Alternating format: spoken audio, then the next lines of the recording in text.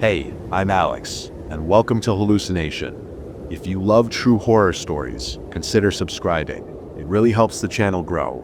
The stories you'll hear are shared by our audience from Reddit, and to keep their original essence, I read them exactly as they were written. Before we begin, let me know in the comments, where in the world are you listening from? Also, check the timestamps in the comments for story titles and easy navigation. Now, let's dive into the darkness.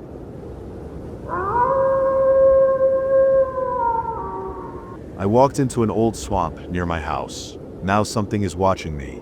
It was a cold evening in late February, one of those Brabant nights where the fields stretched dark and endless, only broken by distant farmhouses and the occasional stand of trees. Fog clung low to the ditches, and the air smelled of damp earth and the last breath of winter. I live in the Brabantian countryside, in the south of the Netherlands. Nothing but small woods, open fields, and farms. But this land wasn't always like this. Just 2 centuries ago, it was heathland and swampy wetlands, a place where people didn't settle unless they had to. Even now, a tiny triangular piece of swamp remains, nestled between the fields like a forgotten remnant of the past. I've always loved going there with my dog, just to imagine what my ancestors must have seen when they first moved here. My parents were out of town for a few days, so I was home alone. After school, I crashed on the couch and dozed off. When I woke up, the sky outside was already darkening. Shit, I have to walk the dog.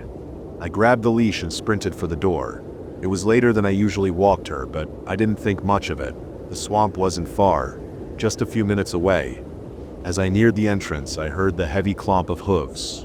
To my right, in the fading light, stood a massive black horse.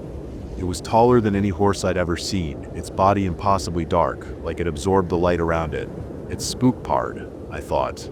The ghost horse of Brabantian folklore, said to appear before disaster strikes. A superstitious shiver ran down my spine, but I shook it off. Just a story, right? Well, my dog didn't think so. She barked, her tail low, her body stiff, but the horse didn't move. It just stood there, watching. A deep, unnatural dread settled in my stomach, but I forced myself to keep walking. The dog didn't want to go in. I had to drag her into the swamp. The moment we crossed the threshold, the air changed. It was too still, too silent. My dog's ears flattened, and she whimpered, growling at something I couldn't see. Then the fog rolled in. It was instantaneous, like someone had poured milk into the air. 1 second, I could see the fields in front of me. The next, they were gone. I turned back. The way out was nothing but an endless wall of white. That's when I heard it. A voice. A woman's voice calling my name. It was soft, distant, yet impossibly close. A chill crawled down my spine. I knew I shouldn't go toward it, but my feet moved anyway. I walked forward, my breath quickening. My dog growled, tugging at the leash, desperate to leave. Then, silence. The voice was gone. The fog shifted, and she was there. A woman standing just a few meters ahead. She was pale, too pale. Her skin almost blue in the cold light. Her long, tangled hair clung to her face, and she wore a tattered white gown stained with dirt and something darker.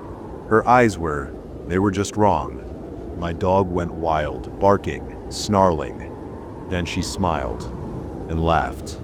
It wasn't a human sound. It was a jagged, broken noise, like something trying to mimic laughter and failing. I ran. I don't remember deciding to run. I just did. The ground was slick with mud, my breath sharp in my chest. My dog barked wildly as I scooped her up and sprinted toward the edge of the swamp. But the swamp didn't end. I ran for minutes. I should have been back in the fields by now, but the fog stretched forever. The laughter followed. Closer, too close. The moment I saw the open fields, I leaped over the ditch without looking back. I ran all the way home, the whispers clinging to my skin. Only when I slammed the gate shut did the sound stop. I locked every door, every window. My dog refused to leave my side, her body trembling. I curled up on the couch, heart hammering in my chest. I don't remember falling asleep, but at some point I must have dozed off. When I woke up, it was morning. The sun was shining, birds were chirping. I was covered in sweat, like I just woke up from a fever dream. I must have just come home from school, passed out on the couch, and slept through the entire night. It was unlike me, but I had been feeling a bit ill, so it wasn't impossible. Besides, it was by far the most reasonable explanation. On my way to school, I passed an old farmer. I had never seen him before. That was strange. This was a small township. I thought I knew everyone. He waved me down. "You're lucky to be alive, son." His voice was deep, rough. His piercing blue eyes locked onto mine. "What do you mean?" I asked, my stomach twisting. He smiled, too wide, inhumanly wide. "There's a reason that swamp was never cut down," he said.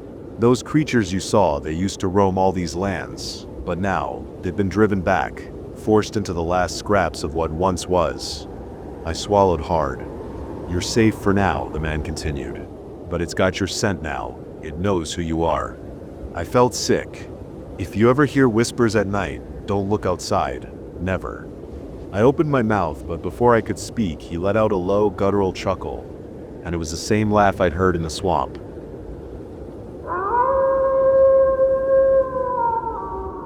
I broke the rules at the call center and unleashed something dark. The first call came in at 1:18 a.m.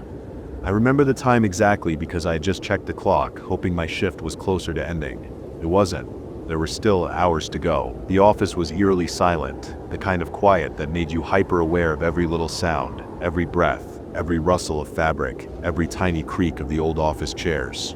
The only steady noises were the low, constant hum of the fluorescent lights above, the occasional creak of my chair as I shifted, and the faint clicking of my keyboard as I absent-mindedly typed. Then the phone rang. The sudden, shrill sound jolted me. My monitor's glow cast a pale reflection on the caller ID. "You unknown caller." I sighed, rubbing the tiredness from my eyes, already expecting nonsense. Probably some drunk dialer, or worse, a prank call. These late-night shifts at this call center were notorious for them. People thought it was funny to mess with the night crew, especially when they knew we were stuck here until dawn. I adjusted my headset, cleared my throat, and pressed the answer button. "Thank you for calling us. How can I assist you?" Silence. But not complete silence, though. There was something, a presence on the line. I could hear them breathing, slow, deliberate, controlled. The kind of breathing that wasn't casual but measured. I frowned. "Hello?" More breathing. No words. I glanced at the screen. The call timer was still running. Someone was there. Someone who wasn't speaking. Someone was on the line. Only listening. If you can hear me, I think you might have a bad connection," I said. Then a faint sound crackled through the headset, but it wasn't static. It wasn't words either. It wasn't background noise. It was something else entirely. It was a breath, deep and ragged, shuddering. And then, something wet. A horrible gurgling noise, like someone trying to suck in air through shredded lungs. The kind of sound a person makes when they're choking on their own blood. That made my stomach tighten with instinctual dread. And then the line went dead. A shiver ran down my spine, but I shook my head, forcing a small laugh. "Nice try, buddy," I muttered under my breath, rolling my shoulders to shake off the unease. Probably some kid trying to mess with the night crew. Teenagers did that sometimes, called in just to creep people out. I had no idea I had just broken a rule. A few minutes later, I stretched, rubbing my eyes. The hours between midnight and morning always messed with my head. The world outside was black and empty, and in here, under the artificial glow of computer screens, time felt like it wasn't moving at all. The office was eerily empty. The rows of empty desks around me didn't help. Everyone else was either on break or working remotely, leaving me in a ghost town of softly humming monitors. Then the lights flickered. Once, a sharp buzz. Then again. I blinked and looked up at the ceiling. The fluorescent tubes overhead shuddered, casting strange, jagged shadows across the walls before settling again. I smirked, shaking my head. Guess maintenance forgot to change the bulbs. The flickering stopped. The office was still again. I sighed and turned back to my screen, trying to refocus. But something felt off. I couldn't put my finger on it, but the air felt heavier, thicker, as if the room itself had inhaled and was holding its breath. The words felt hollow, even as I spoke them. Something about the flickering had been off. Not random, like a loose wire, but controlled. Deliberate, like someone had been testing it. I brushed it off. Just fatigue. Just the mind playing tricks after too many late nights in an empty office. I didn't take it seriously. I should have. I should have paid attention. I should have recognized the warning. I should have done something about it. I should have left right then and there. But I didn't. And now I've seen something I was never supposed to see. I settled back into my routine. At 1:30 a.m., I was at my desk, almost getting bored and sleepy. The glow of the screen made my eyes heavy, the monotony of the shift wearing me down. I had just leaned back in my chair, stretching my arms behind my head, when I heard my name. A whisper, soft, right behind me. Mark. My breath caught in my throat. Every hair on my body stood on end. The voice had been so close, like someone was leaning right next to my ear. I spun around so fast, my chair nearly tipped over. Nothing. Just empty desks, silent computers, the dim glow of the exit sign flickering slightly in the distance. I swallowed hard, my pulse pounding in my ears. It must have been my imagination, a trick of exhaustion. That had to be it. Maybe I had dozed off for a second, and my mind had twisted a random sound into something else. Or maybe the security guard playing a joke, but that didn't make sense. The voice had been so close, right behind me. I took a deep breath, forcing my hands to steady. Get it together, Mark. I shook off the unease and turned back to my desk. Then it came again. Mark, why won't you look at me? My stomach clenched painfully. It wasn't just a whisper this time. It was familiar. It was my sister's voice. My blood ran cold. That was impossible. She had been dead for 8 years. A chill wrapped around me, like the air itself had thickened. Then I felt it, breath on my ear. A cold, slow exhale. My body locked up, every muscle frozen in terror. I couldn't move. I knew, without a doubt, that something was right there. And then, pure instinct took over. I bolted from my chair, nearly tripping over my own feet as I sprinted across the office. I didn't stop until I reached the break room, slamming the door behind me, my chest rising and falling with ragged, panicked gasps. For a few seconds, I just stood there, my back pressed against the door, trying to convince myself I wasn't losing my mind. Then my eyes landed on something new, something that hadn't been there before. A paper, taped to the fridge. The word at the top stood out in thick, bold letters. Rules. My hands trembled as I ripped it from the fridge. The paper felt brittle under my fingers, like it had been there far longer than it should have. The ink was slightly smudged, the letters uneven in some places, as if written by a shaking hand. The edges were yellowed, curling inward, as if the paper itself was trying to hide what was written on it. A thick knot formed in my stomach before I even read the first line. Rule #1. If a call comes in with no sound, do not speak first. Wait until they hang up. A chill ran down my spine. My grip on the paper tightened. I had spoken first. I forced my eyes downward, scanning the next rule. Rule #2. If the lights flicker, put your head down and count to 10. Do not look up until it stops. If the lights flicker after 2:50 a.m., follow rule number 8. I swallowed hard. I hadn't counted. I had looked right at them. My breath came faster now, my fingers feeling damp as I kept reading. Rule #3. If you hear someone whisper your name, do not respond, even if they sound familiar. My vision blurred. I had responded. Twice.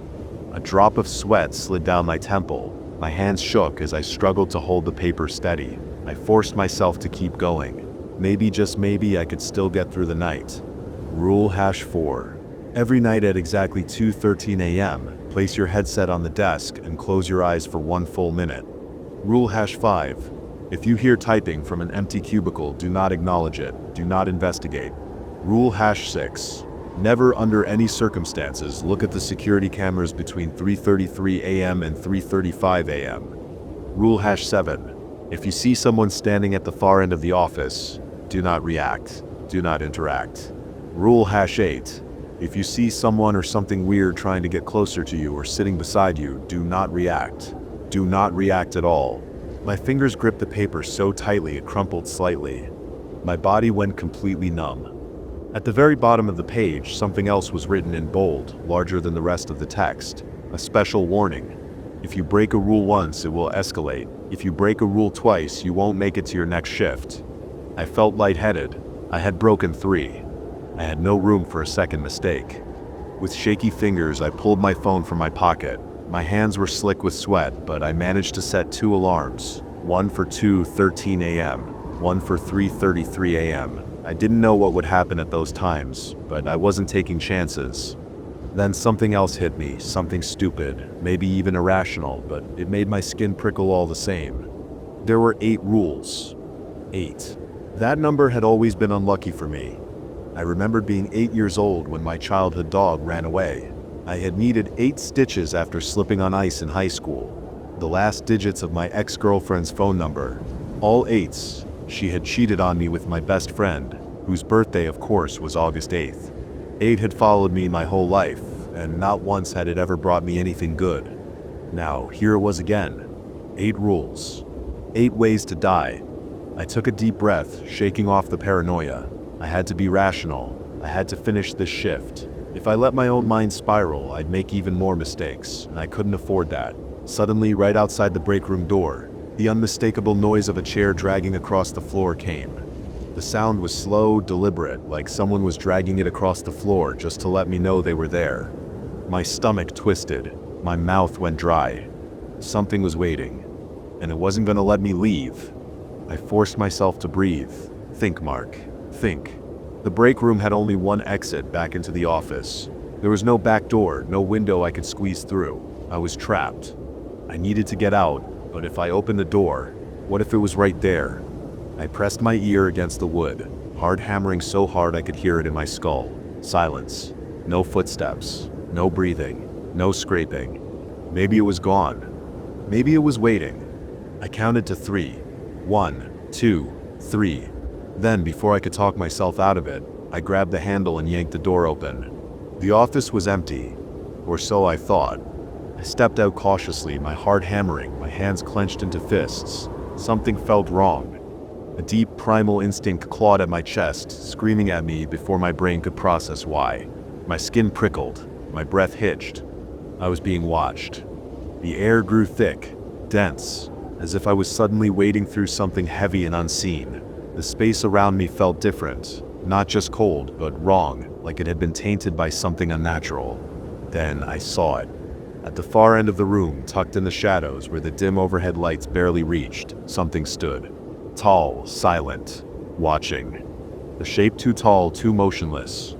My stomach lurched. My mouth went dry. My fingers curled into fists at my sides. Rule #7. If you see someone standing at the far end of the office, do not react. Do not interact. I wanted to run. My muscles coiled, every instinct screaming at me to bolt for the exit. But I didn't move. I didn't even blink. I forced myself to stay still, every nerve in my body vibrating with terror. The longer I stared, the heavier the air became, pressing against my skin, as if the entire room was shrinking, suffocating. My lungs burned from holding my breath, but I didn't dare inhale.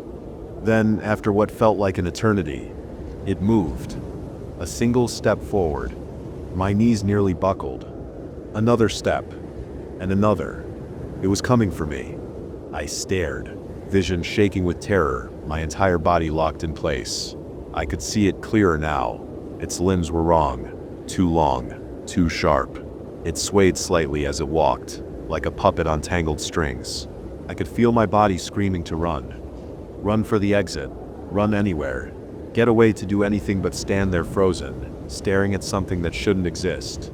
My phone vibrated violently in my pocket, the sound slicing through the thick silence. 2:13 a.m. The alarm. I had one job. Completely ignoring the thing that was coming for me, I committed to following the rule. I didn't hesitate. My hands moved on their own, yanking the headset off and slamming it onto the desk, and closed my eyes for 1 full minute. The moment my vision went dark, the office around me changed. I could feel it. The air shifted. The hum of the computers vanished. The world became unnaturally quiet, like I had stepped into a place where sound had no meaning. At exactly 2:14 a.m., I opened my eyes. As soon as I opened my eyes, the lights flickered. A quick, sharp buzz. Then again. I squeezed my eyes shut again and counted. 1, 2, 3. The room fell into absolute silence. 4, 5, 6. The air changed. It wasn't just thick anymore, it was heavy. It pressed against me like something was standing inches from my face. I could feel its presence. 7, 8, 9. A breath ghosted over my cheek. Hot, wet, wrong. I clenched my fists. nails digging into my palms. 10. I opened my eyes. The office was empty. The figure at the far end of the room, gone. The heavy, suffocating air, everything looked normal again. Except my headset was missing, and my computer screen. It had a new message. The words glowed stark against the black background. You followed the rules, but that might not be enough. A cold dread settled in my gut. This wasn't over, not even close. I barely had time to process the weird message before I heard it. Click-clack, click-clack. Fingers tapping against a keyboard. Fast, frantic, like someone typing in a rush, slamming their fingers down with a kind of desperate urgency. I froze. The sound wasn't coming from my desk. It was coming from somewhere else. I slowly turned my head, scanning the rows of cubicles ahead of me. Empty. But the typing continued. My stomach twisted. No. I knew this. Rule. Rule #5. If you hear typing from an empty cubicle, do not acknowledge it. Do not investigate. I willed myself to ignore it, to pretend I heard nothing, but it was so loud. Click, clack, click, clack, click. Then, slam. The keyboard rattled violently. The clicking turned into a chaotic banging as if someone or something was smashing the keys with their fists. A chair creaked. Slowly, deliberately, it rolled back from the desk. The keyboard was still moving. The screen was still on. No one was there. Except keys pressed down on their own. One letter at a time. Mem. Yahweh Wiz. Key. Roar. My lungs burned. I stopped breathing. I did not move. It knew my name. I did not breathe. Then, the keys kept pressing even as my hands curled into fists. The keyboard launched off the desk, smashing into the monitor with a sickening crack. Keys rained onto the floor, scattering like broken teeth. I snapped my gaze away. I kept looking away. I kept staring at my own screen. The sounds dragged on, long enough that my body started to shake. I didn't blink. I didn't react. I didn't even flinch when the last key clattered onto the linoleum. Then, silence. I waited, counted in my head. 10 seconds. 20. My shoulders slumped as the tension in my muscles started to loosen. Still silence. I leaned back in the chair, exhaustion settling in. Then I swear. My head tilted back almost automatically just to ease the tension in my neck. And I wasn't alone. Something inside me, something deep and instinctual, told me not to look up. But I had already looked up. Something was pressed against the ceiling. A body, a shape, its back flattened against the tiles, arms and legs splayed like a dead spider. My chest seized. Its head snapped toward me. A blinding flash seared through my vision. I couldn't even scream. I flinched, my breath catching. It was gone. And when my eyes adjusted, drip. But then, I stood there, my whole body locked in place, heart hammering so violently I thought it might burst. The room was normal again, empty. Something wet landed on my shoulder. Drip. Thick, warm, sticky. My skin came away red. I reached up with trembling fingers. My stomach turned. Somewhere deep inside me, I knew. My throat clenched around the rising scream. I swallowed it down, biting hard on the inside of my cheek. Was it blood? I had made a mistake. I was trying to steady my breathing. The office was silent, except for my own pulse pounding in my ears. My hands clenched the armrests of my chair, knuckles white. I needed to calm down. The lights flickered again. A rhythm. Not a quick buzz. Not the usual faulty bulb. Like the office itself was breathing. My stomach twisted. I glanced at the clock on my screen.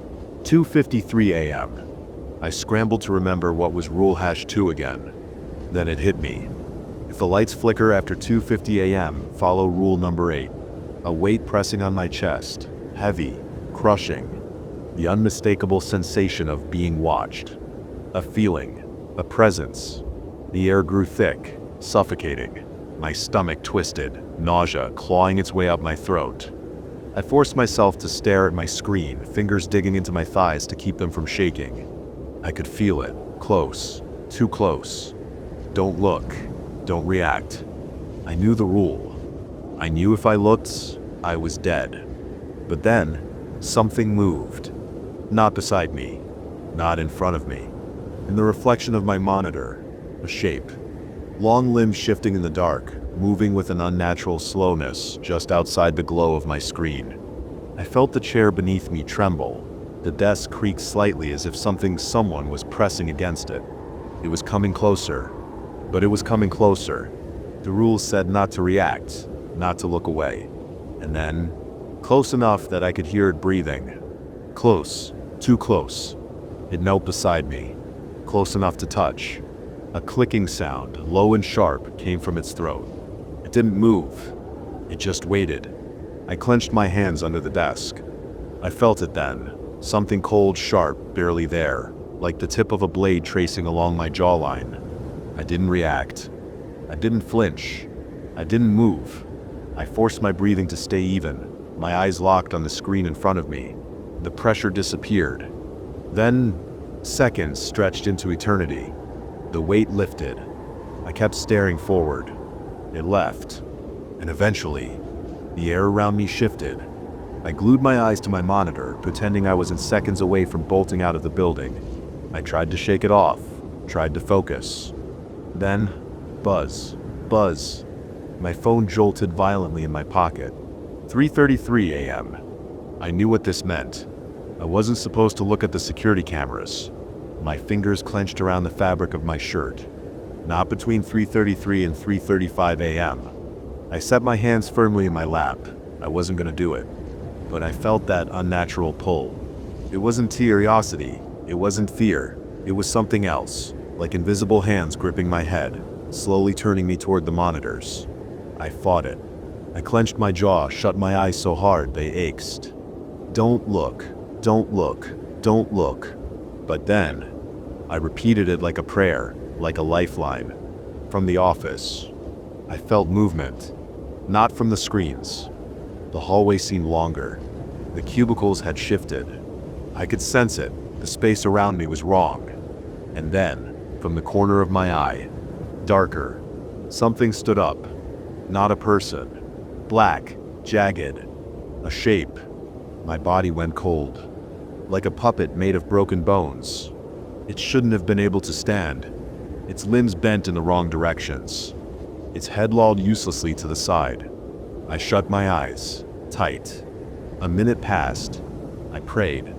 I didn't care if I looked insane. Then another. Or maybe an hour. I didn't know. When I finally opened my eyes, the office was normal again. But something was still here. The desks were back in place. The hallway was the right length. A faint, shifting rustle. I heard it. Not far away. Not in another cubicle. Under my desk. My breath hitched. A whisper of dry fingers against the tile. Scraping. Pausing. Waiting. No sooner had I caught my breath. The phone rang again. Shrill. Sharp. The screen glowed in the dim light. Unknown caller. I didn't answer. I knew better now. But the voice came through anyway. A low, gravelly sound like someone scraping a blade against stone. The lights flickered. You broke the rules, Mark. My breath caught in my throat. I didn't mean to look. I didn't, but my head snapped up. And this time,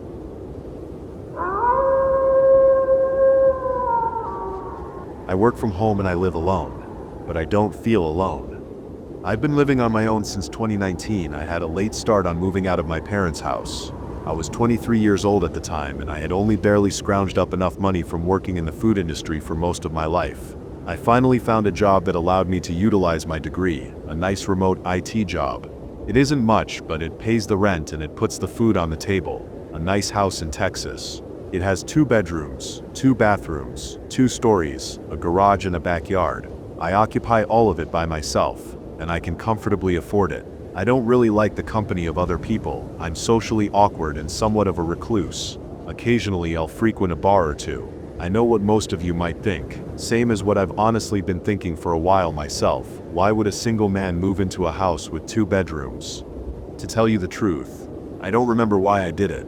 I remember my mom crying when I was 5 years old because I ripped a hole in the couch using a kitchen knife. Don't ask, I tried to mimic something I saw in a pirate movie. I think. I remember the first time I got stung by a wasp. I remember the first pet I ever had. I remember the first time I ever got in trouble and my mom yelled at me. She felt so bad about it afterwards, she bought me a new game. My memory hasn't ever been so terrible. I could remember the most random thing to the most minute detail, but not the day that I bought this house. Speaking of my mom, we had always been super close, but lately when I try to call or text her, she ignores me, and when I visit for special occasions, she always cries. I imagine that last part has always been because she misses me, but I don't get how someone can miss their child and never return their attempts to reach out. Sorry for getting sidetracked, but I do feel these details are important just so you know the kind of person I am, and maybe so you know I'm not crazy when I tell you all the stuff I'm about to tell you. Well, at least not entirely crazy. About 3 weeks ago, I came home from a Friday night out of drinking. I took an Uber, I promise for anyone worried about that. I slumped myself on the wooden handrail and used it to pull myself up, my trembling hands rattling the rail while I fight back the resurgence of every shot I had, mixed with the bar's chicken sandwich. I was in a miserable state, but nothing sobered me up quite as fast as the sound of a crying child. I know I was piss drunk, but I couldn't mistake the sound. Not an animal I knew of could make such a sound. How it got in my house was something I hadn't even considered panicking over. I managed to make my way to the top of the stairs, the sound of crying getting louder, with each step feeling like it was falling away from me as I climbed it. My trembling knees meant nothing thanks to the adrenaline pushing my body further towards the top. The sound was clearly coming from the room adjacent to mine. The white wooden door adorned with a golden doorknob was closed. A light leaked out from underneath the door, more golden and radiant than the knob above it. I began to stumble my way towards it, and now my mind was in a panic. Who made their way into my house? Was it a homeless person? I know I locked my doors, but I hadn't checked the back door, not that I ever left that unlocked. How could someone get in here? And as the door swung open, the once heavenly light and abysmal sound of cries both disappeared in an instant. I had no idea what the hell had just happened. Maybe it was all the alcohol I had in my system. Whatever it was, I didn't have much time to process it, because I immediately ran to the bathroom in the hall to projectile vomit all I had in my system until I was dry heaving. I wasn't able to sleep much that night. My mind was racing a million miles an hour trying to figure out what happened to me. Already dizzy from the nausea, the thoughts only making it worse, I hopped out of bed and sat with my face in the toilet waiting for round 2. But that was it. I know most people would think nothing of it. A one-off occurrence when you're drunk as shit seems like nothing to most. I'd be right there with you had it been just a one-off occurrence. The weekend went by without a hitch. I kept all of my doors open, especially the empty room. Occasionally I'd go in there and just pace back and forth. I'd even just peek into the closet to make sure nothing was hidden in there. It wasn't much of a closet, and the room wasn't much of a room either. It was quite small, baby blue walls, carpeted floors and popcorn ceiling. Occasionally my mind would play tricks on me when I'd visit in the night. I swore one time I saw little stars littering the ceiling. Friday night, a week later, I walked into my home from another night out. The bright light on my porch pierced the surrounding darkness, welcoming me back with arms wide open. This time I wasn't nearly as drunk. I had kept myself on a leash. No crying from the moment I walked into the house and turned on the light gave me a sense of security I hadn't felt since before last Friday. So I made my way to the kitchen, thinking I could maybe make myself something to eat. I didn't eat at the bar that night, maybe because I can't eat the same food I just recently threw up.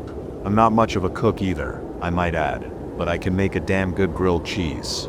I pulled out a small pan, some bread and cheese, monster cheese, my absolute favorite. But as I closed the fridge door, I heard a strange noise from the front door. The sound of someone wiggling the handle echoed the empty hallway that got longer with each step I took towards the door, guarding whatever was beyond it. Silence.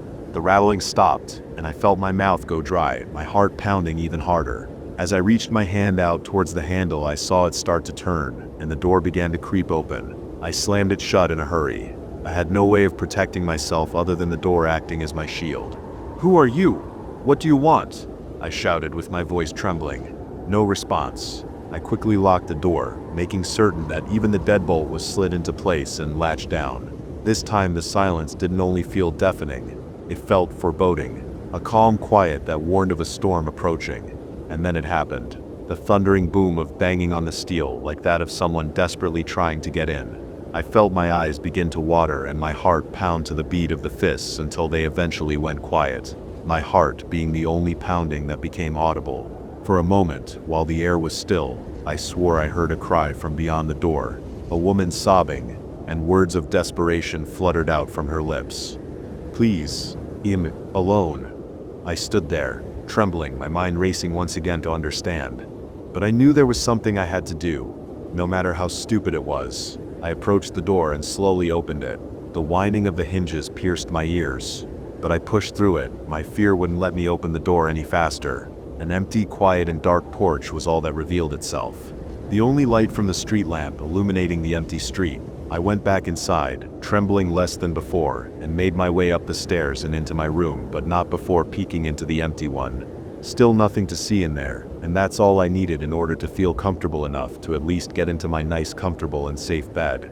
I tried to sleep on it, but it was just another night with my mind racing and my eyes stuck open staring at that popcorn ceiling. I did everything any sane person would do in my situation. Lock all the doors, keep all the lights on, call a priest, do anything to keep myself safe. The priest offered me no help. I've never heard a priest actually get mad before, but when I told him my situation, he told me there was nothing to do, and immediately hung up on me. Maybe I could go stay at a hotel, but I don't really do well sleeping in other places. For the first few nights I moved into this house, I couldn't sleep for 3 days before my body just gave up. I just let it go. The ghosts, or whatever they were, hadn't hurt me. They'd only given me a reason to start wearing brown pants around the comfort of my own home. The next day I paced around the room again, retracing both those nights in my head over and over again, until I noticed something strange. The room felt smaller. There were also these weird prints in the ground, like some piece of furniture with 4 legs had been placed in the center of the room. Maybe that was just something from the previous owners, but I had paced back and forth in this room a dozen times every day for the last week. Surely I'd have noticed those by now. And then I heard faint sounds of a baby's cooing. I whipped my body around, trying to figure out where the sound had come from, but no matter how hard I tried, I couldn't figure it out. This was the first time I had heard that sound, but it wasn't my last. I sat at my computer the following Monday, doing my usual routine of clocking in and then browsing countless social media sites for a few moments until I had heard what sounded like a shower running. The only shower in the house being the one in my room. I threw down my headset and shot up from my chair. The second I started moving towards the bathroom door, I heard singing.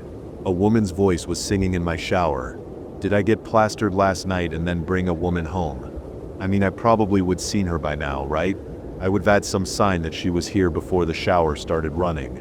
My mind set itself straight and I realized that obviously that wasn't an actual human. But at the very least, I needed to be 100% certain. Hey, whoever you are, you need to go home. I don't know who you are, but I probably made a really big mistake last night and brought you home. I'm sorry. The shower was still running, but the singing had stopped. I didn't hear anything. I didn't hear any noise other than the running water. I decided that I would just draw back the shower curtains. For whatever stupid reason. I'm usually quite respectful towards women, I promise. But I needed to see what was hiding behind my shower curtains. I pulled the curtains back and was greeted with nothing but a ghost using up my water bill. I shut it off and proceeded to walk back to my computer and continue with my boring remote desk job. At this point I was just fed up with all the stuff happening around me, not even scared by it.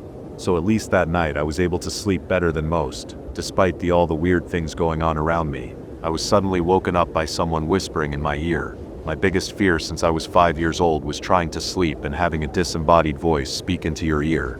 Most nights I'd even sleep with earplugs in because I was just that afraid of it. It was that same woman's voice.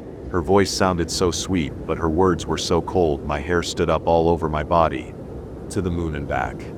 I turned my head so quick I got whiplash, but she wasn't there. Whoever she was, I wanted to reach out and hold her. I wanted to ask what she meant. To the moon and back. What did that even mean? Why was this woman suddenly haunting me? I tried to remember the voice, the one sobbing behind my door. I was certain that had to have been her. Who was she? Before I could think of anything else, I heard that baby crying again. As I stood up quickly, ignoring the pain shooting through my neck, I heard the shower begin to run, and the singing began to follow. I didn't know which to follow, the crying or the singing, and I almost wanted to ignore both of them. I felt my grip on reality loosening, until I was saved by my phone ringing, cutting through the sounds of hell that plagued my night. It was an unknown number. I don't usually answer unknown calls, but I felt an obligation to thank even a scammer for helping save me from those sounds. I picked up the phone, put it to my ear, and heard nothing. It was quiet, kind of thankful. I let out a sigh of relief before starting. "Hello? Who is this?" A woman's voice, the same as what I'd been hearing every single hellish day, responded. The tears were evident in her trembling voice as she spoke. "Don't leave me alone, please. I'll forgive you." "What? Leave you alone? Who are you? I don't even know what I did to be forgiven. Don't leave me alone." "I won't leave you alone. Is that what you want to hear? Now please, who are you?" She hung up on me, but she was the one to call me. And what the hell does she mean by "I'll forgive you"? Forgive me for what? Where did any of this come from? I kept repeating her words in my head throughout the night. The sounds just repeated over and over again. The shower, the singing, the cooing, the crying. But it happens every single day. I've learned to live with it, but it drives me insane. I almost want to sell the house, rid myself of this hellhole, but something I haven't mentioned is that the sounds follow me outside of my house. When I'm driving to the bar, I hear the cooing, I hear singing, I hear crying. I don't know if it's just stuck in my head from the countless times I've heard it throughout the last month, but it's plaguing me. I don't think it matters if I leave this house or not. I'm gonna go over to my parents' house this week.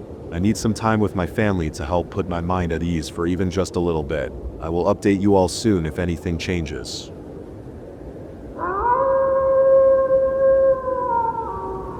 My memory has been getting worse since I took that shortcut in the woods. I live in a small town in Wyoming, on the outskirts of any big city, a rural place where everyone knows each other. I vaguely remember walking back from school later than usual. I took a shortcut through the nearby park. It was getting dark, but the sun was still up just enough to bathe the dimly lit forest in blue. It felt so peaceful. The wind gently rustling the trees, shaking spiderwebs, plants, and flowers. Then all at once, everything stopped. The grasshoppers went silent. The frogs stopped croaking. Even the wind felt like it had frozen in place. Before I could even turn around to see what was happening, I heard a sudden shaking of bushes behind me. I woke up in my bed. My backpack was exactly where I always throw it. My shoes were off. My phone was on my nightstand, plugged in and charging. The time was 5:30 p.m. And here's why that confused the hell out of me. That shortcut takes at least 45 minutes to walk from school to home. Either someone had driven me here, or I had run the whole way, but I know myself. I sweat a lot, and my face was completely dry. I went downstairs to find my mom watching TV. I asked her what time I got home. She barely looked up and said, 5 minutes ago. The only reason I even remember this happening is because I keep a diary, but my recent entries don't make sense. The further back I read, the clearer my writing is. The more recent logs feel disjointed. Maybe I just needed more sleep. That night I updated my diary and went to bed sometime after midnight. The next day I walked home with some friends. This time we all took the shortcut through the park while the sun was still up. We passed a couple of kids playing with a ball, their laughter echoing through the trees. It felt normal, even made me remember those times when I was little. We sat down on a fence hidden behind some trees and bushes tangled with spiderwebs. My friend pulled out a couple of cigars, and we started smoking. Then we heard it, a soft thump. Crunch of leaves. The ball the kids had been playing with had bounced toward us, stopping just a few feet away. We waited to hear them calling for it. We waited to see them. But the kids were gone. The laughter had stopped. The playground was empty, with only the sound of the wind shaking the trees and grass. We put out our cigars and started looking for the kids. I remember hearing footsteps, light, careful crunches on the leaves. We were searching for 4 kids. And it sounded like 4 pairs of feet were walking through the leaves, moving together, in sync. Then my friend called out. We both turned toward him, and then I woke up, not in my bed this time. I was standing in the hallway outside my room. My phone was on the charger. My shoes were neatly placed by the door. The time was 10 p.m. I checked our group chat. The last thing posted was a deleted image. I sent a quick message to check on my friends. No response. They were probably asleep. They have better sleep schedules than I do. The next day at school, I went to my friends from yesterday to ask what had happened, especially about the part where they wanted to show me something.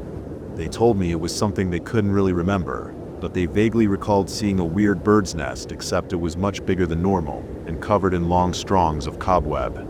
After school, I decided to avoid the shortcut through the park. Reading my previous diary logs, I saw how weird things got every time I went through there. So instead, I took the normal roads. Public street lights, other students walking, and a few illuminated buildings nearby. This time I walked with my other friend Mari. Instead of talking about school, I told her about all the strange things that had been happening, how my memory had gotten worse since that day, and about the missing kids. She knew the mother of the kids. Apparently the kids were fine, but when they returned home, they were covered in filth, sticks, dead leaves, even spider webs. Mary said that was strange because those kids were terrified of spiders. She joked about how those kids must have the same bad sleeping schedules. Because their memory has been going bad, her mother has to remind them not every day is Saturday. We kept walking, enjoying the conversation, our voices and footsteps filling the silence. Then suddenly, we both stopped, like we felt something. A murder of crows burst from the trees, startling the hell out of us. It was just that. After a deep sigh of relief, we kept walking and chatting. I asked Mari if she remembered anything about the times we went out to the park as kids, and the times we would see deer in the park, and how the deer population had steadily declined through the years. She said it must have been the recent hunting laws, even though not a lot of people like to go hunting nowadays. I'm not sure what happened, but I was somewhere else. It was still the same town, but Mari wasn't there anymore. Our conversation had been interrupted by a loud, violent shaking of trees and bushes, just like when the crows flew away. It was dark. A deep, unnatural kind of dark. A chill ran up my spine, the worst I'd ever felt. I pulled out my phone and switched on the flashlight. I was in the park, at night. Panic surged through me, and I sprinted toward my house. I could feel something chasing me, not just footsteps on the ground. I heard branches snapping behind me, louder and louder, closer and closer, like something massive or a lot of things were moving through the trees or climbing through the trees. It got closer, so close I could feel its presence right behind me, inches away. I turned my head for just a second, and then I woke up. I was on the couch. For a moment I told myself it was just a dream, but my face was drenched in sweat.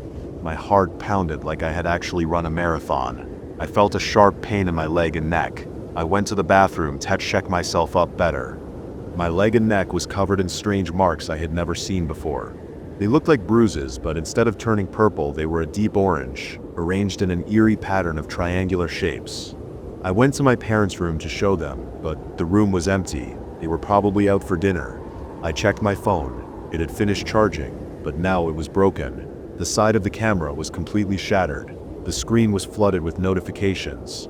Dozens of missed calls. Some of them were reminders about my phone bill, long past the due date.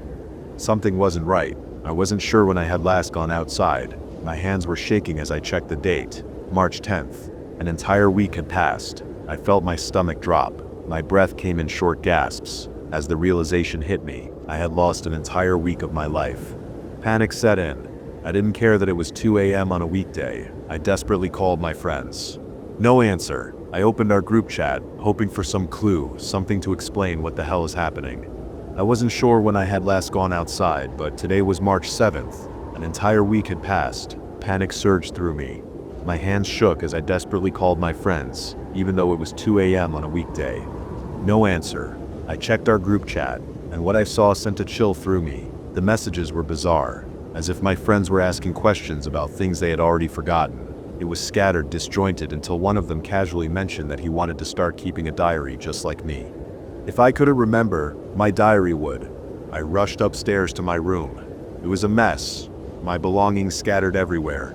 My window wide open. I never leave it open, not even in summer. I reached under my bed, where I always kept my diary. It wasn't there. I was the only one who knew where I kept it. A sickening hunger gnawed in my stomach. So I went downstairs to grab a snack, but when I opened the fridge, I nearly gagged. Rotten vegetables, meat covered in a thick layer of mold, leftovers I didn't even remember saving, and spiders scattering out from the food. And there, sitting inside the fridge, was my diary. I snatched it and flipped to the most recent pages. The entry stretched from February 16th to March 9th. February 16th, the last time I clearly remembered, walking home with Mari. Then I woke up outside my room, covered in dead leaves, sticks, and cobwebs. My mom told me to take a shower. I didn't question it. At first, my memory gaps were small, just an hour lost here and there.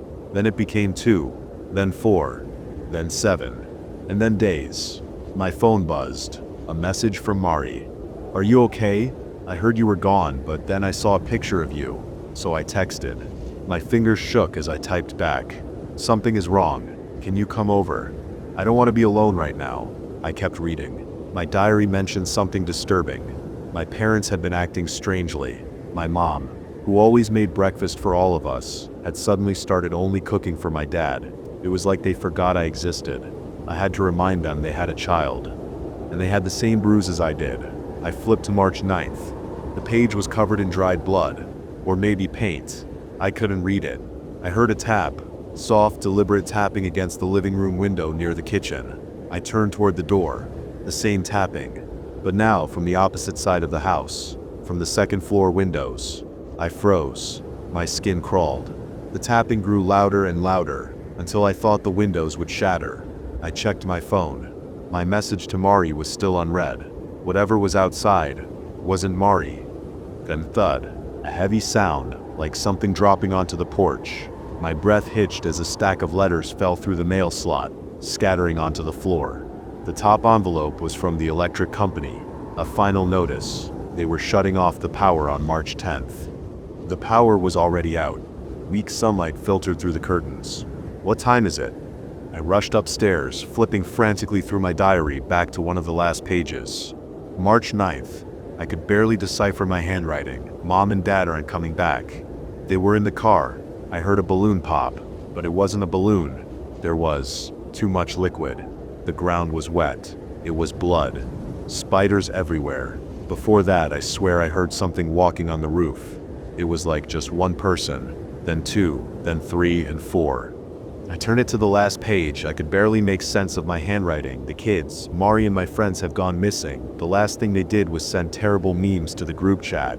A search party was conducted, but it only lasted a few hours, with the search police officers being covered with the same bruises or scars. Their reason was because the forest had been searched thoroughly. But I know it's bullshit. The parks is deep, too deep. The entry cut off. Then I hear footsteps, like how I read on the diary, on the roof. Soft at first, then multiplying, growing heavier, exactly like the diary described. A horrible chill raced down my spine, just like that night in the park when I knew shouldn't turn around. But this time I did, and I saw it, those giant, unblinking, soulless, evil eyes. It was the face of a spider, but the most horrible one anyone can think of, just staring at me through the window. I couldn't scream. I dropped pathetically onto the carpet, my limbs weak, my breath ragged. I tried to crawl backwards away from the thing at my window until my back hit the wall. The monster was still staring at me. Then, slowly, it moved upward. Its body shifted too smoothly, too perfectly as it climbed onto the roof. I saw its 8 legs skittering across the surface, the chitinous limbs moving too fast, too swiftly, and that fucking tapping. Then I remembered. The window. It was still open. I turned just in time to see it enter my room. It shouldn't have fit. It was too large. Its body far too massive for the window frame, and yet it squeezed through effortlessly. And those eyes, oh God, those 2 soulless evil eyes never left me. But it didn't attack. It just stared.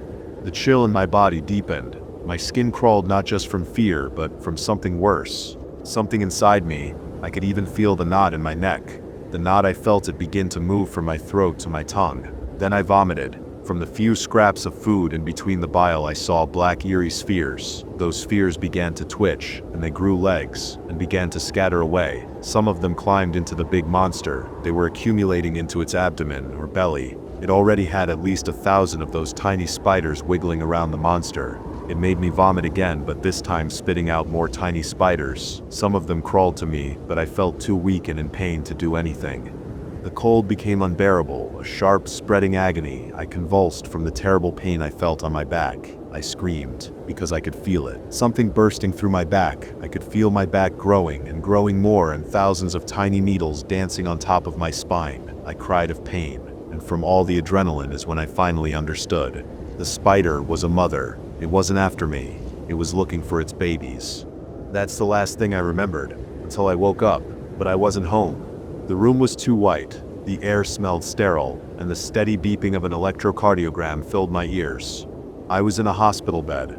I turned my head and saw Mari sitting nearby. She looked worried. She told me the doctors were treating me for a car crash.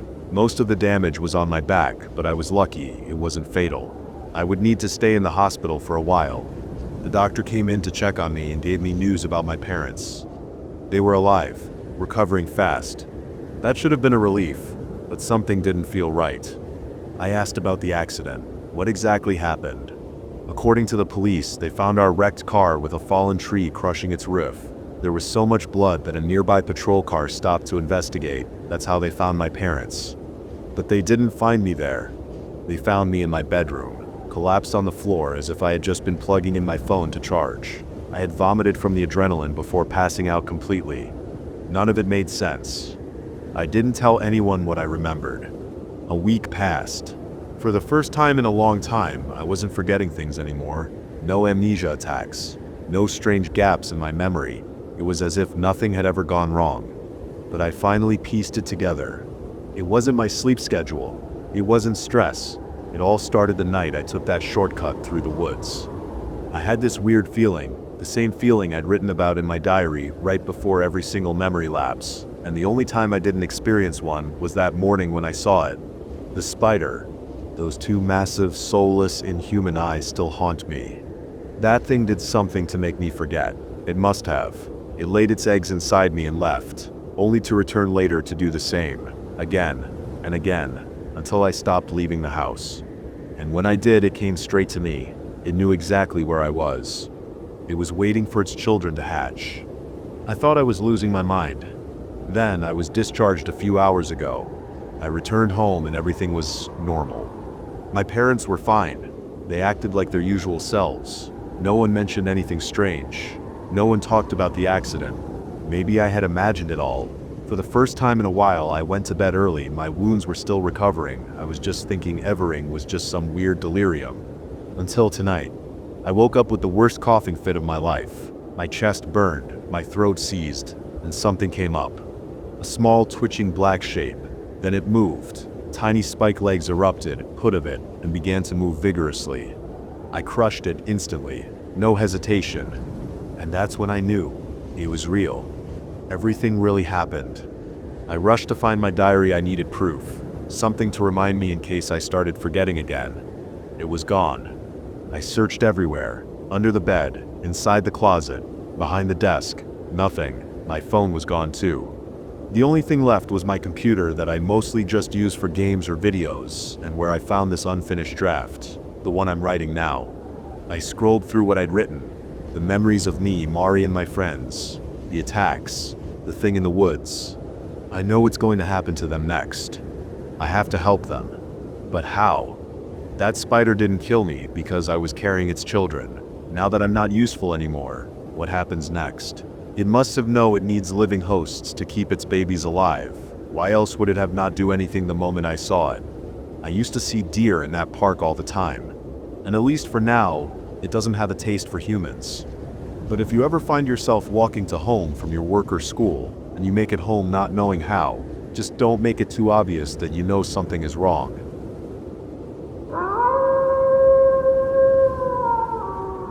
I think my dolls are alive, and they're getting worse. Hello everyone. I don't even know how to start this. I never believed in anything supernatural or creepy, but what's been happening in my house recently? I can't explain it. I need to get this out. It started with my Gina Fire doll. I've had her for years and I've always kept her in the same spot on my doll shelf. She was posed exactly like in the stock photos, perfectly still, staring forward as if she were just a regular doll. But over the past few weeks, something's been off. It was small at first. I'd leave the house, come back, and she'd be in a different position. I thought maybe I was just forgetful or imagining things. But then it started getting weirder. One day I was taking a picture of my collection for a friend, and when I turned back around to set up the shot, Gina Fire was sitting. She wasn't posed that way before. Her legs were crossed neatly, and she was sitting up like she was waiting for someone to talk to her. At first I thought maybe I had just moved her, but I know I hadn't. The more I thought about it, the more the hairs on the back of my neck stood up. And then, it got worse. One night I was sitting in the living room, scrolling through my phone, when I saw her again out of the corner of my eye. She was just sitting there, watching me from the shelf. But her eyes weren't straight ahead like usual. No, her eyes were rolling as if she were trying to look behind her head. I froze. I tried to laugh it off, telling myself it was my mind playing tricks. But when I turned to look directly at her, she smirked at me. A full knowing smirk. I've never felt fear like that before. Not from a doll. But it didn't stop there. Over the course of the next few days, I'd catch her in different poses. One time, I walked in to find her winking at me. A full, deliberate wink. I was getting paranoid, sure, but this wasn't normal. I've had dolls for years. Hell, I even had a Sweet Screams Abby doll that was a little creepy in her own way. But this was different. The worst part, it wasn't just Gina fire. I remember the first time I lit my Draculaura on fire. I know. It sounds insane, but she started moving too.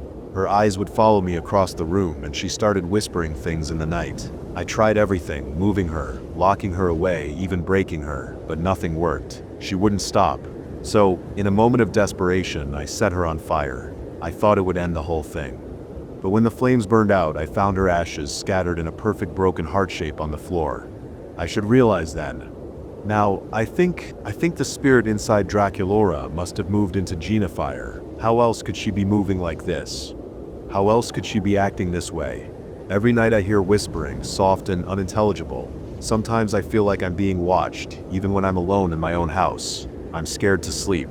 I'm scared to leave the room. But mostly I'm scared to even look at Gina fire. Because every time I do, she's a little closer, a little more alive. And I don't know what she wants from me. But I'm terrified of finding out.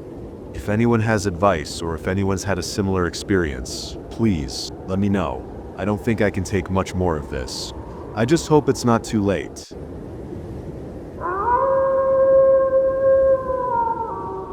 My encounter with the spirit of the apartment as a helpless little boy.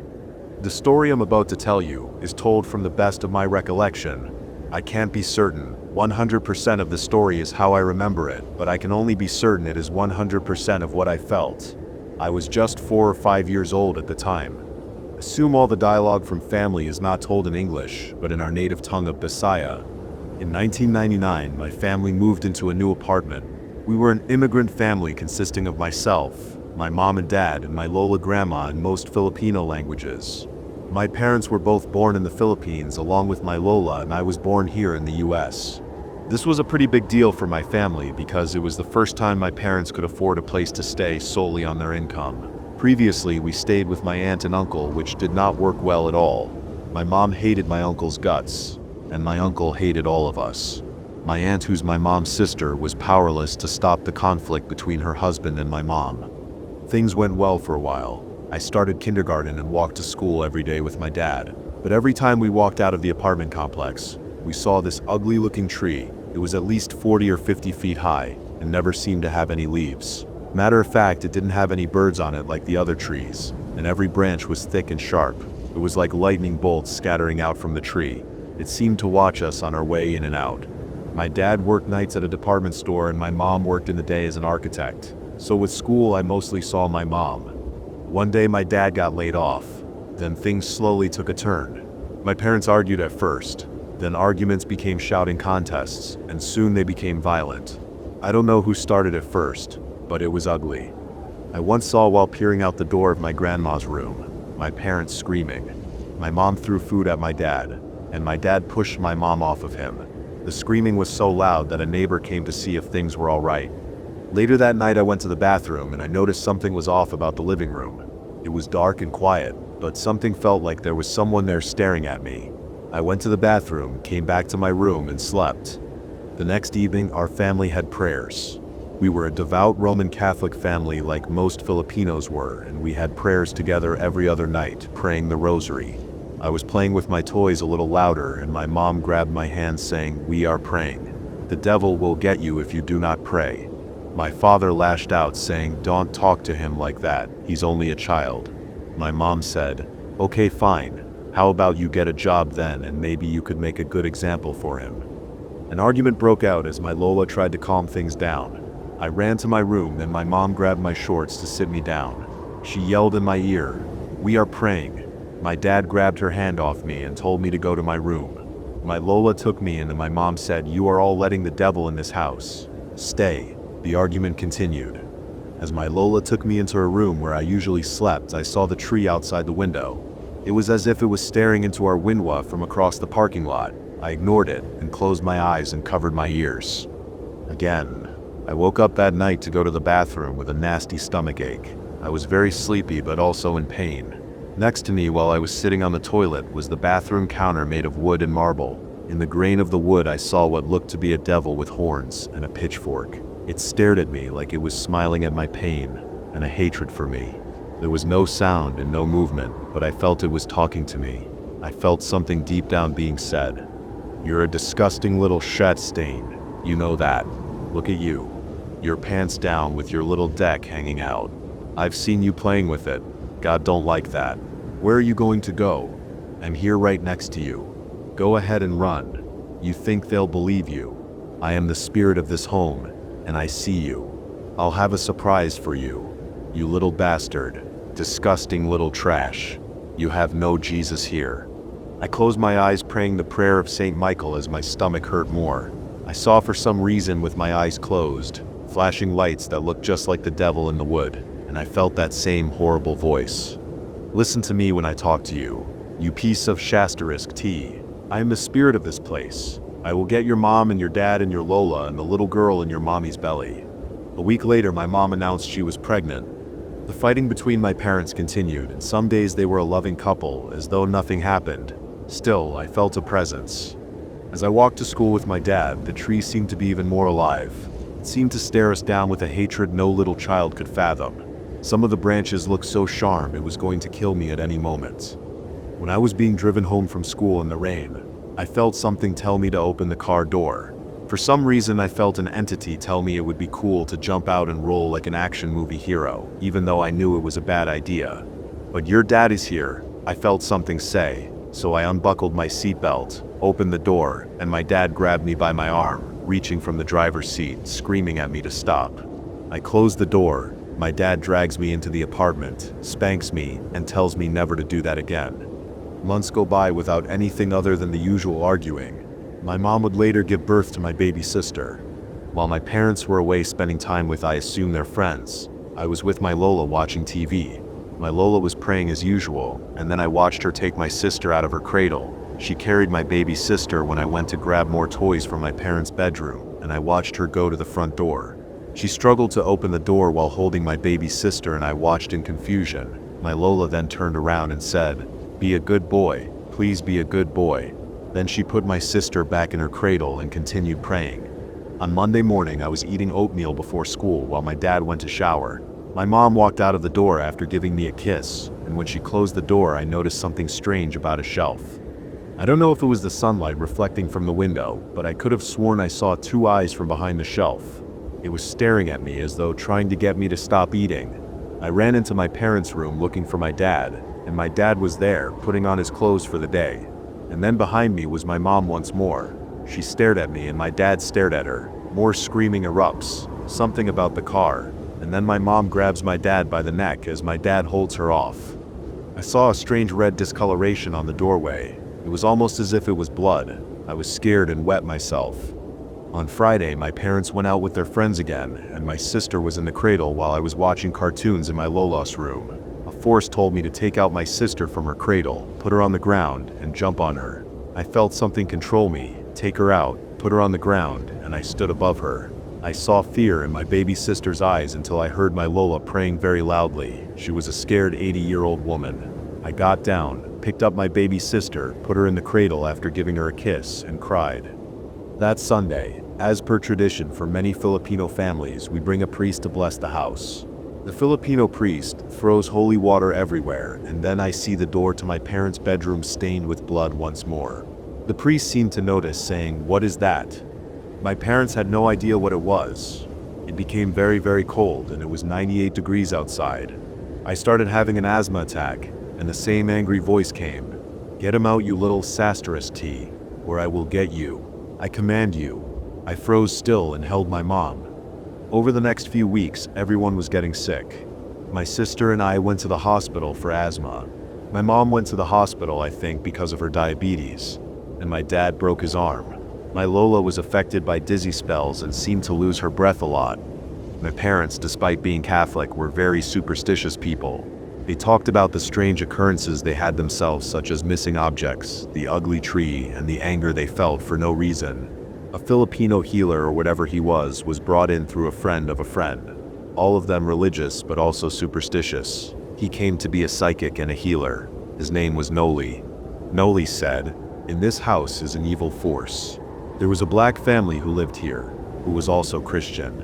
The family had many children, and they all fought.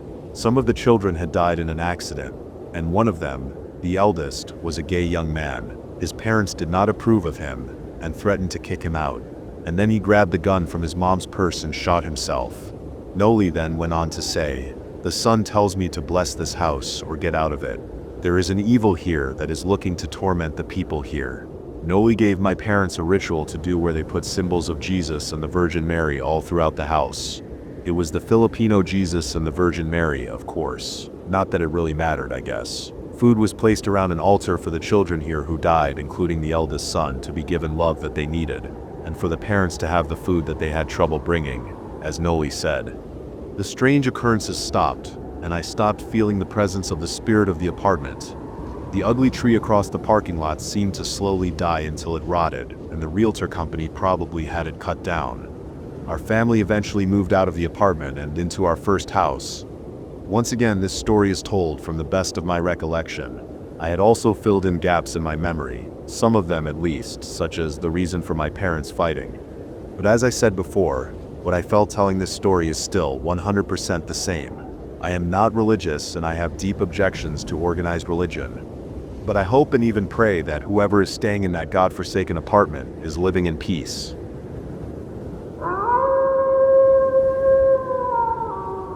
The crash was the easy part. The time I was dinner.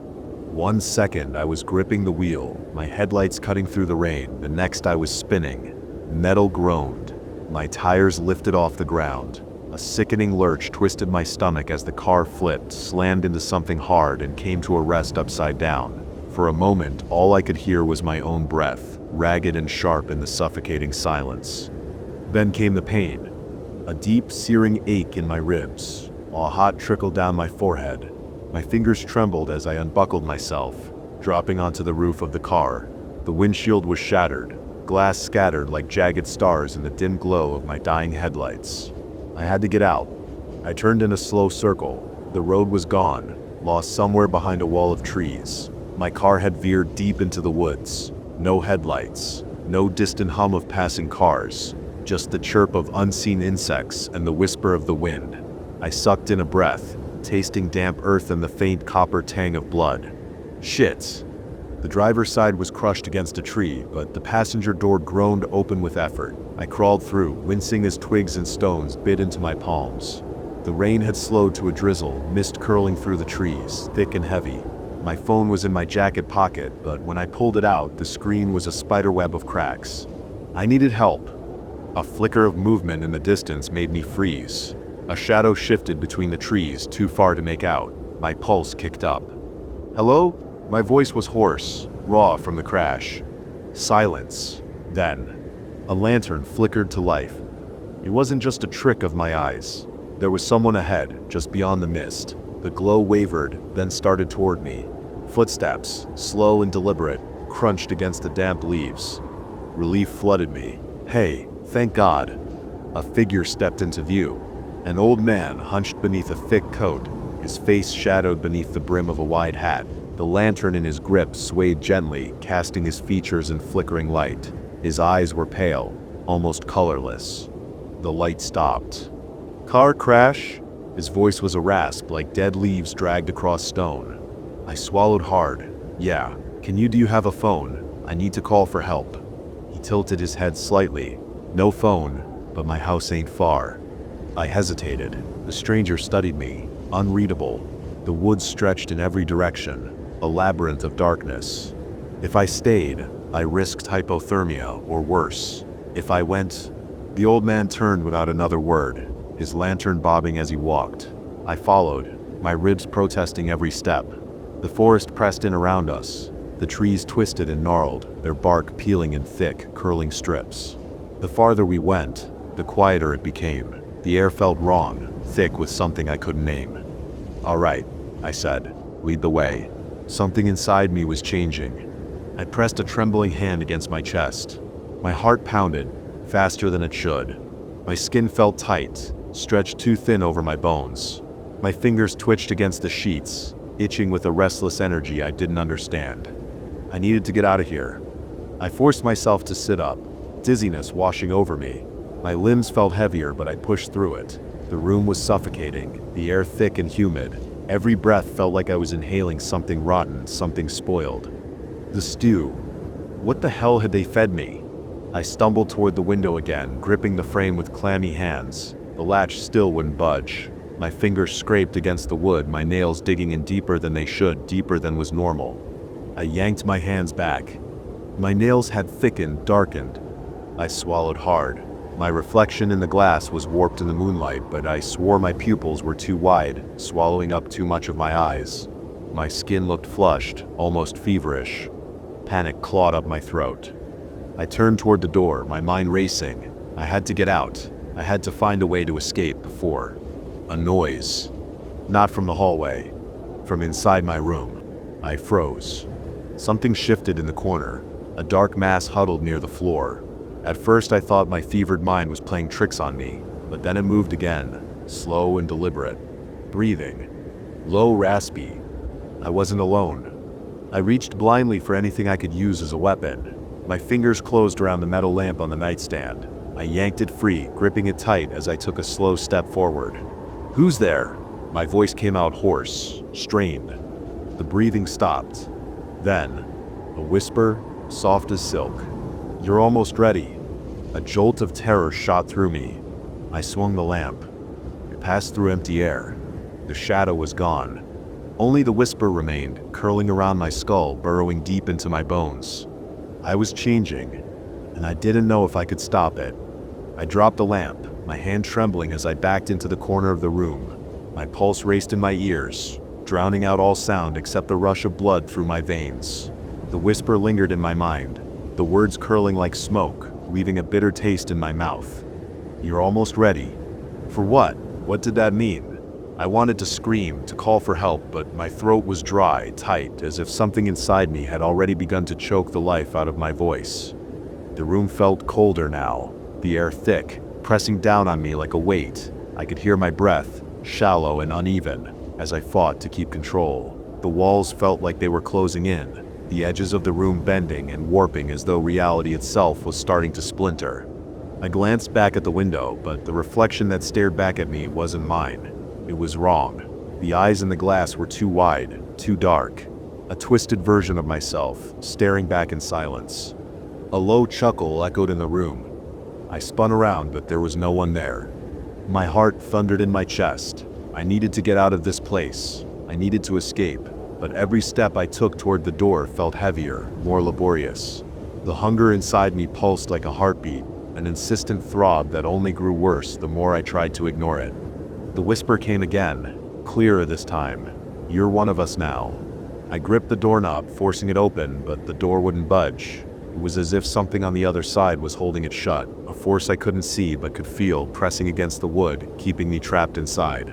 I looked around the room in a panic. There had to be a way out. There had to be something I could do to get free. My eyes landed on the table in the corner, the one with the deep grooves etched into its surface. My breath caught in my throat. The hooks. The ropes. They hadn't been there when I first explored the room, had they? Or had I just ignored them? I stepped toward the table, unable to look away from the crude implements. The air in the room seemed to thicken, pressing against my chest with a sickening heaviness. I had to get out. But where could I go? What was happening to me? A sound behind me made me spin around. It was Mary. She stood in the doorway, her eyes wide, her lips curling into a smile that was far too sweet, far too unnatural. "I told you," she said, her voice low and silky. "You'd be one of us soon enough." I took a step back, fear rising in my chest, but something in her gaze stopped me. Her eyes, wide and unblinking, held me in place, like a predator luring its prey. My body trembled, and the hunger inside me, God, it was unbearable now, roared to life, deep in my gut. I wanted to run. I wanted to scream. But I couldn't move.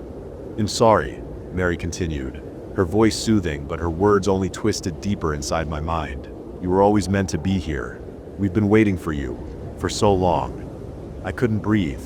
I couldn't think. It was like her voice had wrapped around my brain, pulling me into some dark, suffocating place where escape wasn't even possible. I wanted to scream.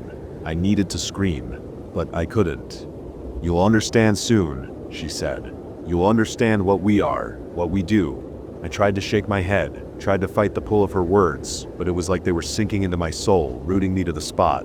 My body trembled, and I could feel the change, the shift in me, growing stronger, harder to resist. The hunger, it was unbearable. Mary stepped forward, her hand reaching out toward me. I flinched, instinctively stepping back, but the movement was too slow, too late. Her hand landed on my arm, and the heat that shot through my skin was unlike anything I'd ever felt. It was fire and ice, pain and pleasure, all tangled into one. I gasped, my breath hitching, but it didn't matter. Her touch burned through me, through everything I was. "Time to come home," she whispered. Her grip tightened, and I felt it, the change.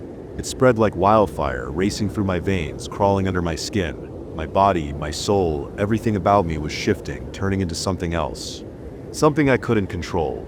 And as Mary's smile stretched wider, as her grip tightened further, I realized there was no escape. There had never been. I was becoming part of this twisted thing. Part of whatever they were. And it was too late to turn back now. The transformation didn't happen all at once. It was slow, like a creeping vine, winding around my body and squeezing tighter with each passing second. The hunger, it gnawed at me from the inside. A constant presence now. Every movement felt unnatural. Every breath too shallow. Mary's grip on my arm was still there, but it wasn't the burning heat anymore. It had become something else. Something cold. It seeped into my skin, down into my bones, until I felt like I was nothing but a shell of who I used to be. "You're one of us now," she whispered again, her voice low and hypnotic. She smiled, but it wasn't comforting. It was something else entirely. "You're not going anywhere. Not anymore." I wanted to scream, to pull away, but my body felt alien to me now. I couldn't move the way I used to. My legs felt stiff, my arms heavy. I tried to lift them, tried to break free of her grasp, but it was as if my body was no longer mine to control. My fingers curled involuntarily, pressing against the cold surface of the floor beneath me. There was no escape, not from the house, and not from whatever I was becoming. I looked at her, tried to focus on her face, but everything seemed blurry now. My vision flickered, shifting in and out of focus. My thoughts were muddled, swirling in a fog I couldn't clear. Was this what she meant? Was this the change she'd been talking about? "You've been chosen," she continued, her tone almost gentle now, as if trying to soothe me. "We all were. You just didn't know it yet." Her words echoed in my head, repeating over and over, twisting around my mind until I could barely hear anything else. My mouth was dry, my heart pounding in my chest, but the pain, the hunger, it was worse than anything I'd ever felt. Chosen for what? I managed to croak, my voice thin, almost foreign to my ears. Mary's smile deepened, and she leaned in closer, so close I could feel the warmth of her breath against my skin. To be part of something bigger, we feed, we grow stronger, we evolve. Evolve? What was she talking about? Something inside me screamed. I tried to resist, tried to hold on to the last shred of who I was, but it was slipping away. I could feel it, like sand sifting through my fingers. "I don't want this," I whispered, barely recognizing my own voice. Mary's smile never wavered. She let go of my arm, but the coldness lingered, spreading through me like poison. "It doesn't matter what you want. You'll see, soon enough." I staggered back, my legs unsteady, but I didn't fall. I didn't collapse. I had to focus. I had to get out. There had to be some way out of this. I took a few shaky steps, my body still stiff and unresponsive, but something pulled at me, something in the house. It was like a presence, a dark weight pressing down on me, making it harder to think, to move. I was trapped in my own body, trapped in this place. I glanced around the room trying to find an exit. There had to be a door, a window, something. But the walls, they weren't the same. The edges were soft, shifting in the room. Everything about it felt warped. "Where are you going?" Mary asked, her voice suddenly sharp, laced with something that made my skin crawl. I didn't answer. I couldn't. I pushed forward, dragging my legs like they were made of lead. My breath was coming faster now, my heart pounding in my chest, but there was no escape, no way out. The house, it was alive, and I was becoming part of it. I was becoming part of whatever this was. Suddenly, I heard footsteps behind me. Heavy, slow, deliberate. I didn't turn around. I couldn't. It was as if I already knew what was coming. I had known deep down all along. The hunger, the change. It was all consuming. I took another step, another, but the door was still too far. I wasn't going to make it. I wasn't strong enough. A hand touched my shoulder. I froze. It wasn't Mary this time. It was Henry. His face was too calm, too still, like he knew exactly what was happening, exactly what I was becoming. "Don't run," he said softly, his voice almost a whisper. "There's no place to go."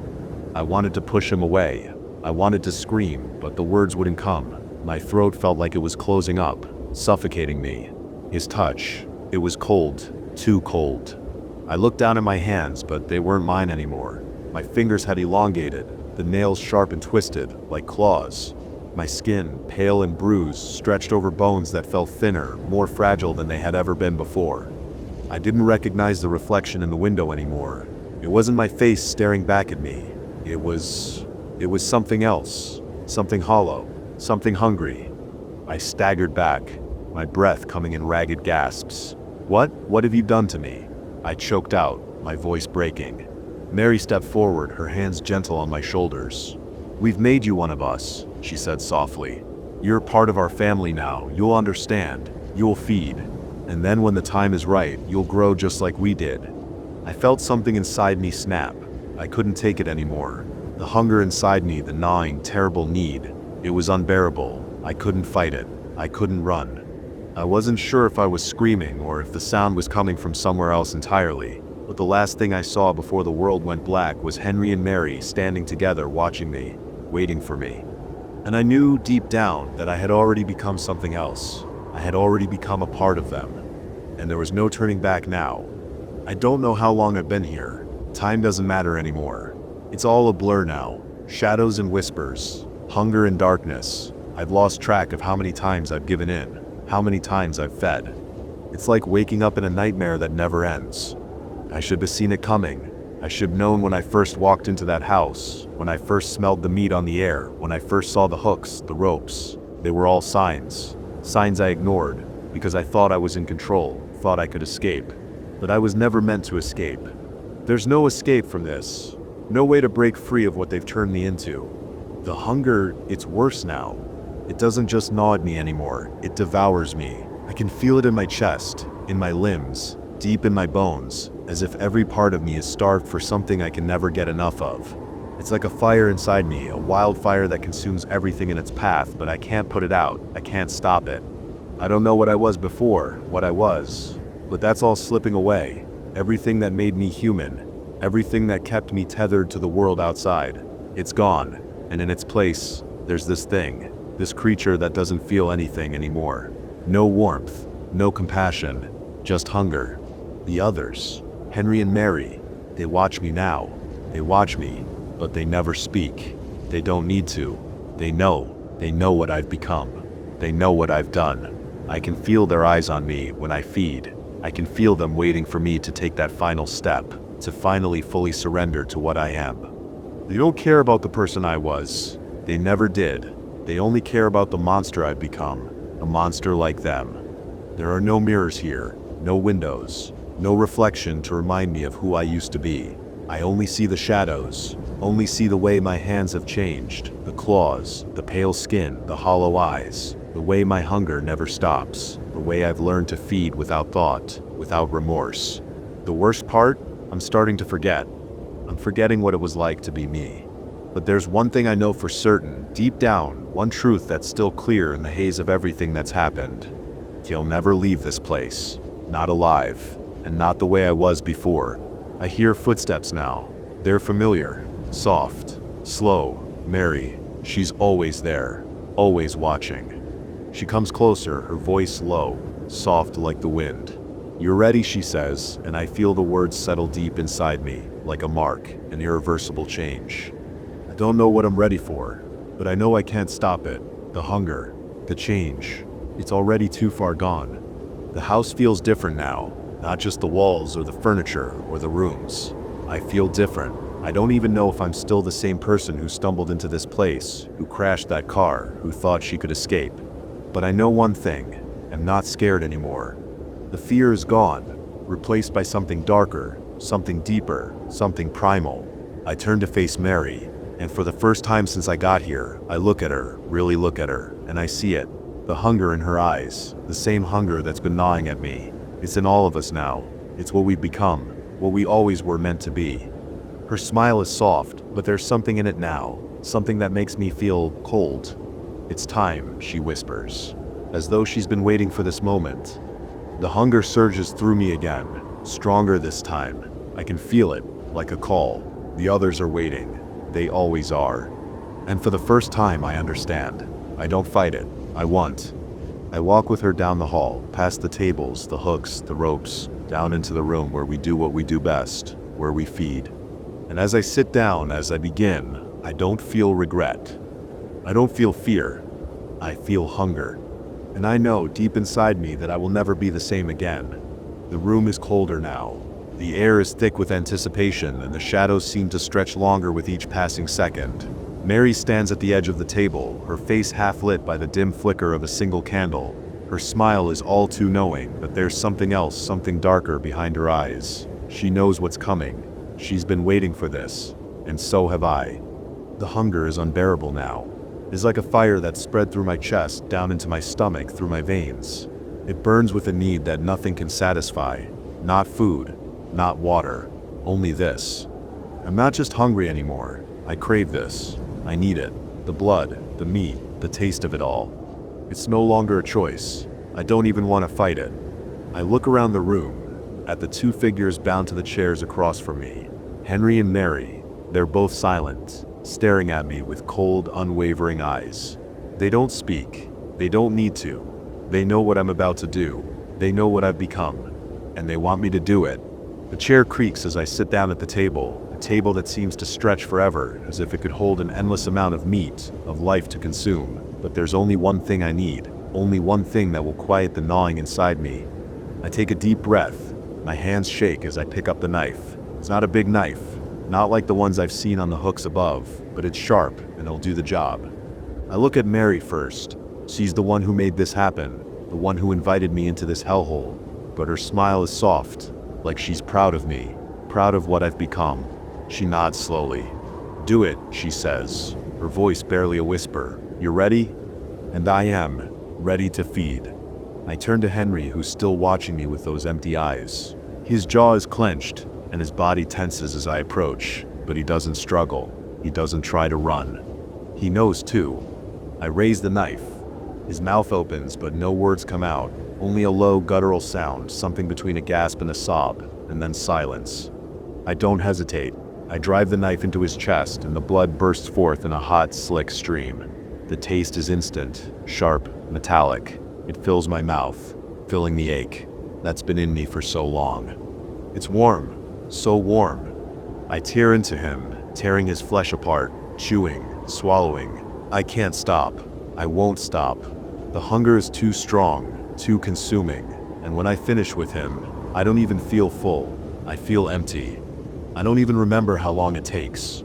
Hours, minutes. Time is meaningless here. There's just the hunger and the taste and the madness that's taking hold of me.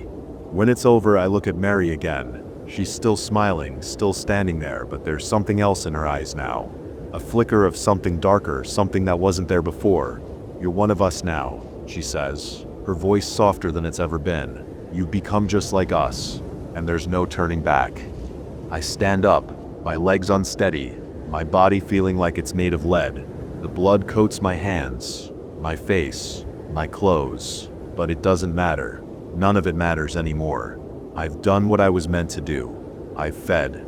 But as I start to turn away, something catches my eye. It's not Henry, not Mary. It's something in the corner of the room, something that wasn't there before. A window. A small, cracked window, barely big enough for a person to fit through. But what catches my attention isn't the window itself, it's what's on the other side. A reflection, but it's not my reflection. It's someone else's. The person in the reflection looks exactly like me, but their eyes are wide, frantic, and full of terror. They're banging on the glass, as if trying to break through, but the window is sealed shut. I blink. The reflection vanishes. For a moment, I wonder if I'm imagining it, if it's just the blood, the hunger, the madness that's warped my mind. But then I see it again, just for a second, a face in the window, looking out from the other side, staring at me with wide, desperate eyes. I stumble backward, my heart racing. What the hell is going on? Mary steps forward, her footsteps almost silent, and places a hand on my shoulder. "Don't look at it," she says softly. "You don't need to worry about that. We've already chosen you." I turn to face her, but the reflection is still there, waiting, pressing against the glass, screaming. But I can't hear the sound. The room is silent, except for my own breathing. Mary's smile widens. "You'll understand soon enough." And as I stand there, staring at the face in the window, I feel something cold wrap around my chest, something tightening, pulling me deeper into the darkness of this house, into the hunger, into this never-ending nightmare. But before I can move, before I can scream, the door slams shut, and I'm left standing alone in the room with the blood on my hands, and the hunger. I am hungry.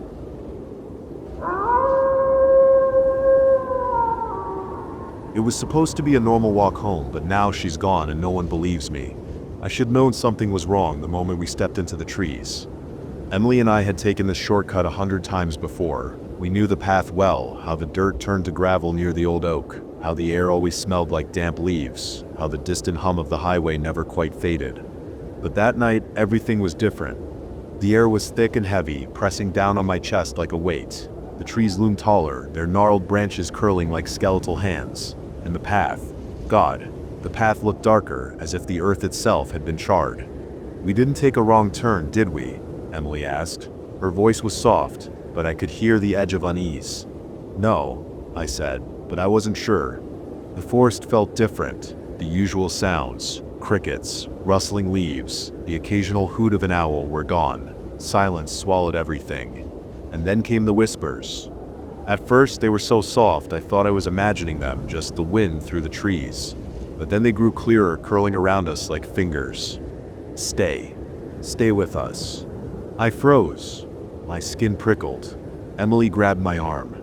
"Did you hear that?" she whispered. I nodded. My throat was too dry to speak. A shadow moved in the corner of my eye. Not an animal, not a person, something else. It was tall and thin, its limbs too long, its body shifting between the trees like smoke. Emily's fingers tightened around my wrist. "Megan, run!" We took off. Branches lashed against my arms. My breath came in ragged gasps. The trees around us twisted as we ran, their trunks bending unnaturally, shifting when I wasn't looking. The path ahead stretched forever, winding where it had never wound before. I risked a glance over my shoulder. The shadows were closer. The whispers had changed, no longer soft, no longer distant. They were laughing now, low, rasping, hungry. Then Emily screamed. I skidded to a stop and turned just in time to see her hit the ground. Something had wrapped around her ankle. A root? No, not a root. It was alive, black, slick, writhing. It pulsed as it dragged her backward, toward a massive, rotting tree with a hollow mouth gaping open at its base. "Megan, help me." I dropped to my knees, grabbing her arms, pulling with everything I had. My nails dug into her skin. But the forest wasn't letting go. The tendrils tightened, winding up her legs, wrapping around her waist. The ground beneath her was shifting, opening as if the earth itself wanted to swallow her whole. The whispers grew deafening. "One must stay." Emily's eyes locked onto mine, wide and terrified. "Megan," she gasped. "Go." I shook my head frantically, tears burning down my face. "One must stay." Her fingers slipped from mine, and she was gone. The ground sealed shut as if nothing had happened. The trees straightened. The path reappeared. The forest was quiet again. I stumbled back, my mind screaming that this wasn't real, that this couldn't be happening. But the weight in my chest told me the truth. Emily was gone. The forest had taken her.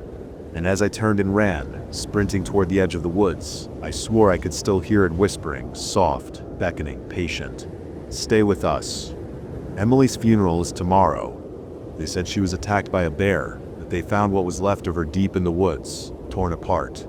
But that's a lie. There was no bear. I know what I saw. I tried to tell them, but no one believes me. My mom says I'm in shock. The police won't even look at me when I talk about the whispers. That I know the truth. The forest took her, and I don't think it's finished. It wants me.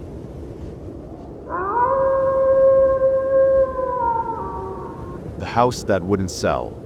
I've seen a lot of creepy places in my line of work. Real estate agents can be desperate, trying to offload old rundown homes, and I'm the guy who has to make them look livable. But there's one house that I can't forget. It was an old Victorian on the edge of town, one of those that had sat empty for years. The listing agents swore up and down that it was perfect for the right buyer, but everyone who tried to sell it before had failed. So they called me in to do what I do best, make the place look appealing with the magic of a camera. The moment I stepped inside, something felt off. The air was heavy, like the house was holding its breath. It was one of those places where the silence wasn't comforting. It felt waiting. I pushed it aside, reminded myself it was just an old house. I took my first shot in the living room. The dim light from the windows barely cut through the dust in the air, casting long, sharp shadows on the walls. Nothing unusual, just a rundown house. But when I checked the preview on my camera, I froze. In the reflection of a dusty mirror, I could see someone standing behind me. I whipped around, hard hammering in my chest. Nothing. The room was empty, as it should have been. I checked the camera again, zooming in on the reflection. The figure was still there, faint, but unmistakable. A man, dressed in dark clothes, standing in the corner of the room. I did what I always do in situations like this. I chalked it up to shadows, bad lighting, and too much caffeine. I'd seen weirder things while photographing houses. Maybe I was just imagining things. But then, the noises started. It was subtle at first, just a creak from the floorboards above. Then it was footsteps, slow, deliberate steps. I could hear them, but every time I walked upstairs, the house was as still as it had been when I first entered. I kept photographing. Every room seemed to get darker though. The shadows stretched longer, the silence heavier. But when I looked at the images on my camera, something wasn't right. The rooms I just shot were different. The furniture had moved, chairs facing different directions, rugs twisted, and one room had what looked like a figure standing just out of frame. And not one to panic easily, but the hairs on the back of my neck were standing up. I wasn't alone. Something was in there with me. When I finished taking the pictures, I left quickly. I had no intention of going back, but the next day the agent called and asked for the photos. I'd already uploaded them to the system, but when I looked at the preview again, my stomach dropped. The figure was there, clearer now, standing directly behind me in the hallway mirror, the same man. I should quit right then and there, but I didn't. Instead, I went back, alone, to delete the files and fix the situation. But when I arrived, the house was different. The door creaked open like it had been expecting me. Inside, everything was as it had been when I left, except for one thing. The man was waiting for me in the living room. This time he wasn't a reflection. He was real. I tried to run, but the door slammed shut behind me. The air grew colder, and the shadows seemed to reach out for me, curling around my feet, pulling me back. I didn't know how I got out, but I did. The door flew open, and I was running, heart pounding.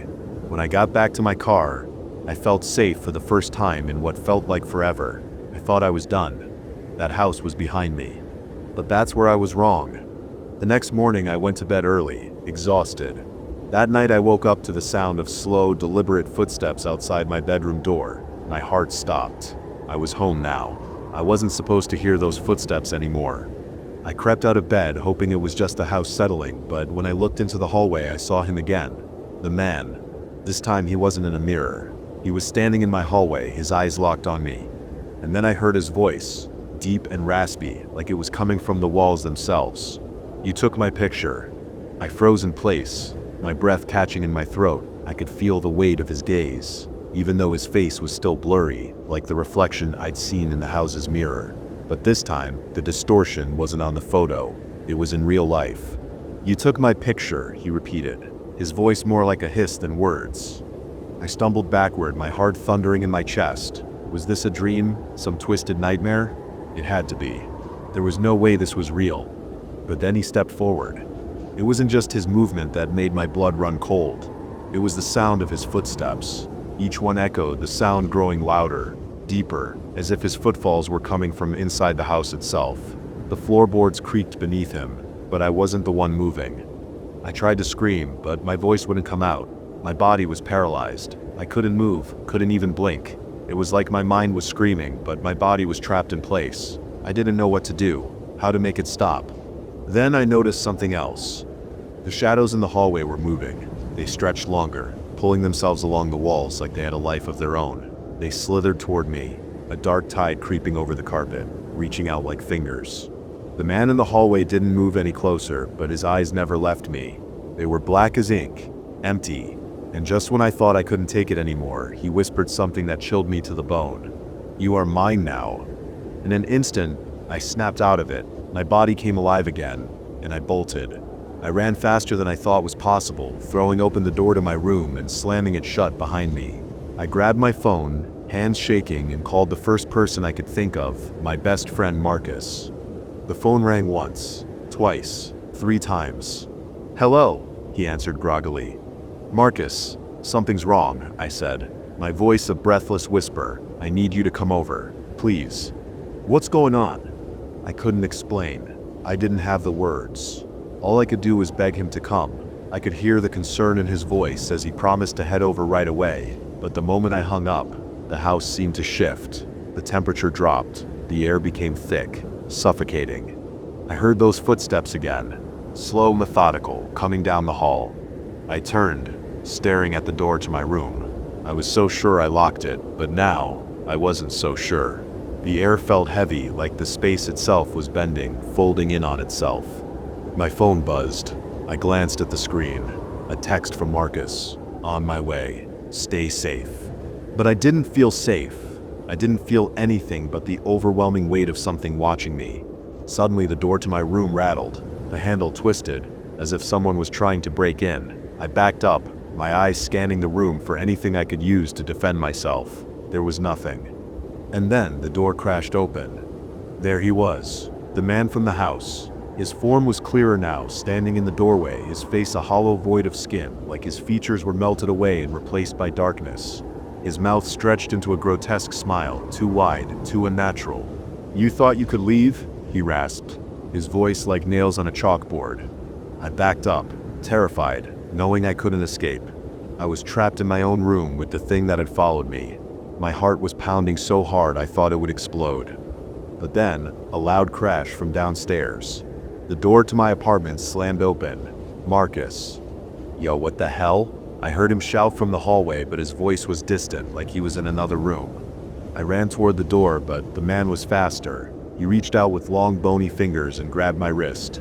His touch was ice cold, as if his very presence sucked the warmth from the air. I screamed, kicking and clawing, but he didn't let go. "You're mine now," he whispered again, and the world seemed to warp around me. I heard Marcus calling out to me, but it was all muffled. The air thickened, the shadows grew, and the walls of my apartment seemed to close in on me, like the house I'd left was pulling me back, bringing me into its fold. And then everything went black. When I woke up, I was lying on my couch. The sunlight was streaming through the windows, and for a moment I thought it had all been a nightmare, but I felt him. I turned slowly, my heart in my throat, and there he was again. Standing in the doorway, smiling that wide, grotesque smile. He was in my home now, not just a figment of my nightmares. And that's when I realized I hadn't escaped. The house hadn't let me go. I was never meant to leave.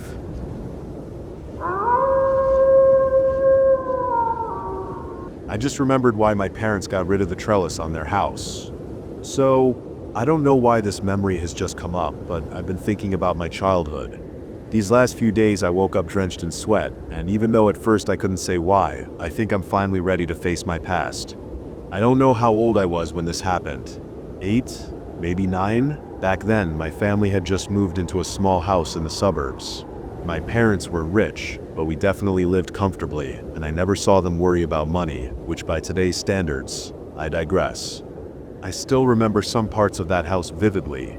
My own room up on the 2nd floor, a mailbox white and red, my dad's garage, where he kept the car and his motorcycle, the white picket fence with the small gate, my mom's rose bushes, and the trellis that had convinced her to choose that house right at the first moment she had laid eyes upon it. You know what that is, right? That strange wooden framework that lets plants climb up the facade of your house. My mom loved the idea, and when I talked with her a few days ago, she brought it up again, which I think made me remember as well. It all started about a year after we moved in.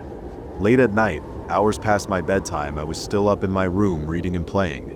I couldn't tell you for the life of me what I was reading or what kept me awake, but I think I can remember quite a few instances of myself enjoying the night and the calmness after everyone else had gone to sleep back then. It was kind of my thing, you could say. Whatever. I remember hearing those footsteps outside while still playing with my toys, and somehow something about them drew my attention. Maybe it was because it was already late at night. Or maybe they stood out because the neighborhood wasn't even lively during the day, much less after the sun had gone down. Or was it because they weren't normal footsteps, not the sounds of someone walking down the street, but rather of a person dancing? It disturbs me to this day. I put down my toys and went to the window to take a look at what was happening. We had 3 street lamps along the road running past my parents' house, and just between the one on the right and the one almost in front of the property, I could see him.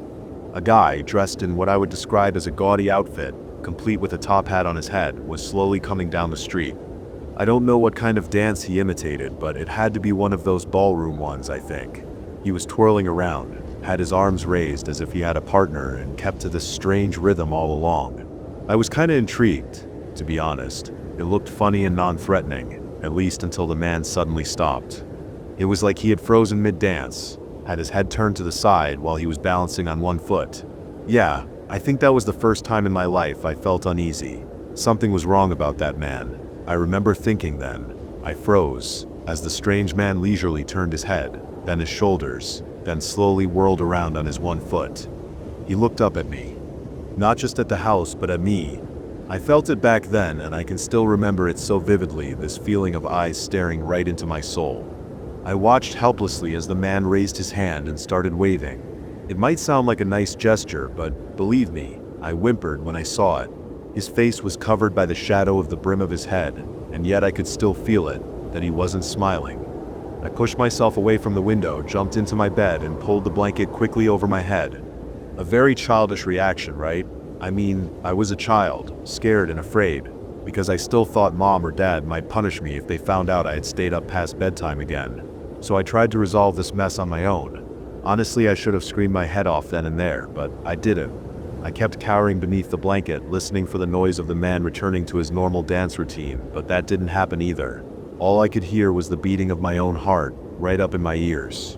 I was crying, while I held the blanket over my head and prayed silently for the man to just disappear.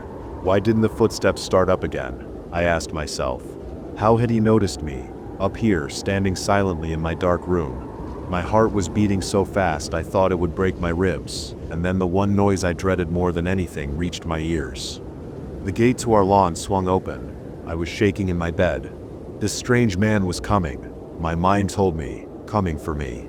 I kept listening, but couldn't even hear his footsteps. My heart was still racing, drowning out the sound of my own thoughts. What if he rang the doorbell? Would someone open the door for him? I felt myself whimpering again, then clasped one hand over my mouth to stop any noise from coming out. Maybe the man didn't know where I was, I told myself. As long as I stayed extra quiet, he might just turn around and leave again. Looking back now, I really was completely out of my mind, from fright. I could feel my lungs starting to burn with the hand still clasped tightly over my mouth. The only sound I could hear was my heartbeat. No one was ringing the doorbell, no one was walking around outside. So I started letting out air again, and tried to keep my breath shallow and silent, but failed miserably. Something about that sight had shaken me to my core, but now there was no noise coming from the man anymore. Seconds passed. That felt like an eternity. Then minutes. Slowly, my heartbeat sank and my breathing returned to normal. I was still cowering beneath my blanket, still shaking like a leaf while my pajamas were drenched in sweat, but nothing happened outside anymore. To keep myself from completely spiraling, I started to count my breaths, first to 100, then 2, then 3. Nothing happened. The night outside my window was calm and almost silent. There were no scratching noises, no footsteps, nor anything like that. I began wondering if I had just imagined the sound of the gate before. After a few more minutes, I even felt my muscles relaxing a bit. The blanket wasn't shaking anymore as my own tremors slowed, then stopped. Had I just imagined it all? In my childish mind, that really did seem possible. I wasn't sure if the man had existed at all, if I even had been awake before. Maybe it all was just a bad dream, I told myself.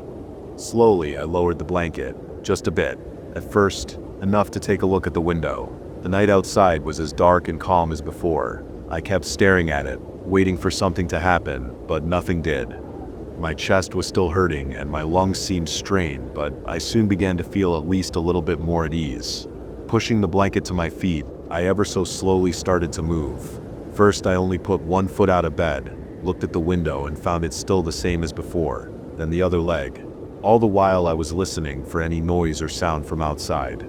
But nothing was going on out there, so I stood up from the bed. Was it just bravado? An urge to prove to myself that I wasn't a scared little child? No. The thing that drove me on the most was that I knew I wouldn't be able to fall asleep if I didn't look outside at least once. All those nightmares would keep me awake, I knew. So I ducked down and started to sneak toward the window. Always on the watch for anything happening outside, I slowly crept forward. Even though I tried to tell myself that it had all been nothing but a dream, part of me still warned me not to be careless. I remember those moments so well. The smell of my room, the toys lying on the floor, making me step around them to keep the noise to a minimum. The sight of the moon, full and bright, up in the sky between the stars. My hands were shaking slightly, and I could feel my heart rate picking up once more. The top of the street lamp came into view. I crept forward, past the small desk and the chair. The fence of our neighbor's lawn was calm and closed, and looked just like the one here.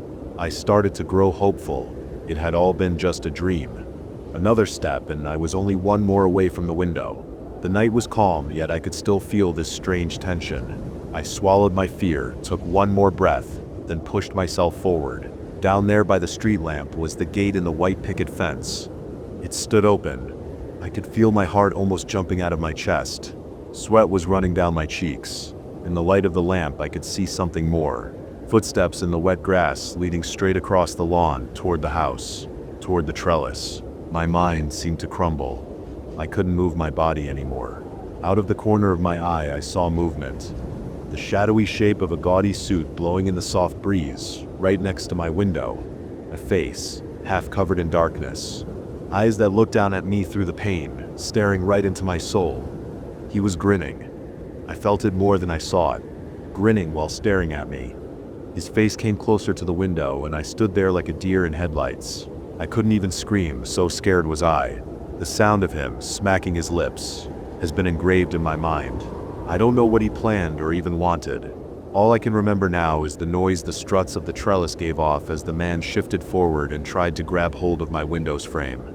This low moaning noise just before they broke. He let out a scream, and with it, I cried out as well, shouting for my mom and dad, as the man fell down and howled in anger. Lights turned on all around the street as I ran away from the window and headed toward my parents' bedroom. I don't really remember what happened next, only that my dad removed every last piece of the trellis the following day, and my mom stayed with me wherever I went from then on for what felt like a year. I slept in my parents' room for the next few months, and soon after, we moved again. Somehow, I must have buried this whole episode somewhere deep in my mind. It only came up again when Mom talked about the trellis she used to have and the great plans she had for it, but never could turn into reality. Dad has already passed away, and I have my own family and children now to take care of. We live in a small, calm suburb with nice and inexpensive schools close by. Only yesterday, I woke up during the night. I remember it because that normally never happens. As I was lying there next to my partner, I heard it. The sound of footsteps, dancing along the street. My daughter is 7. She's got the room next to us, on the 2nd floor. I think we need to move.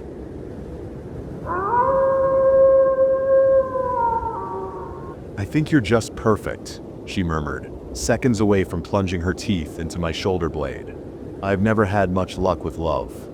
Not for lack of interest, mind you. Always wanted a family of my own. I just don't think the good Lord created me with romance at the forefront of their blueprint. Me on a date is like taking a sedan off-roading.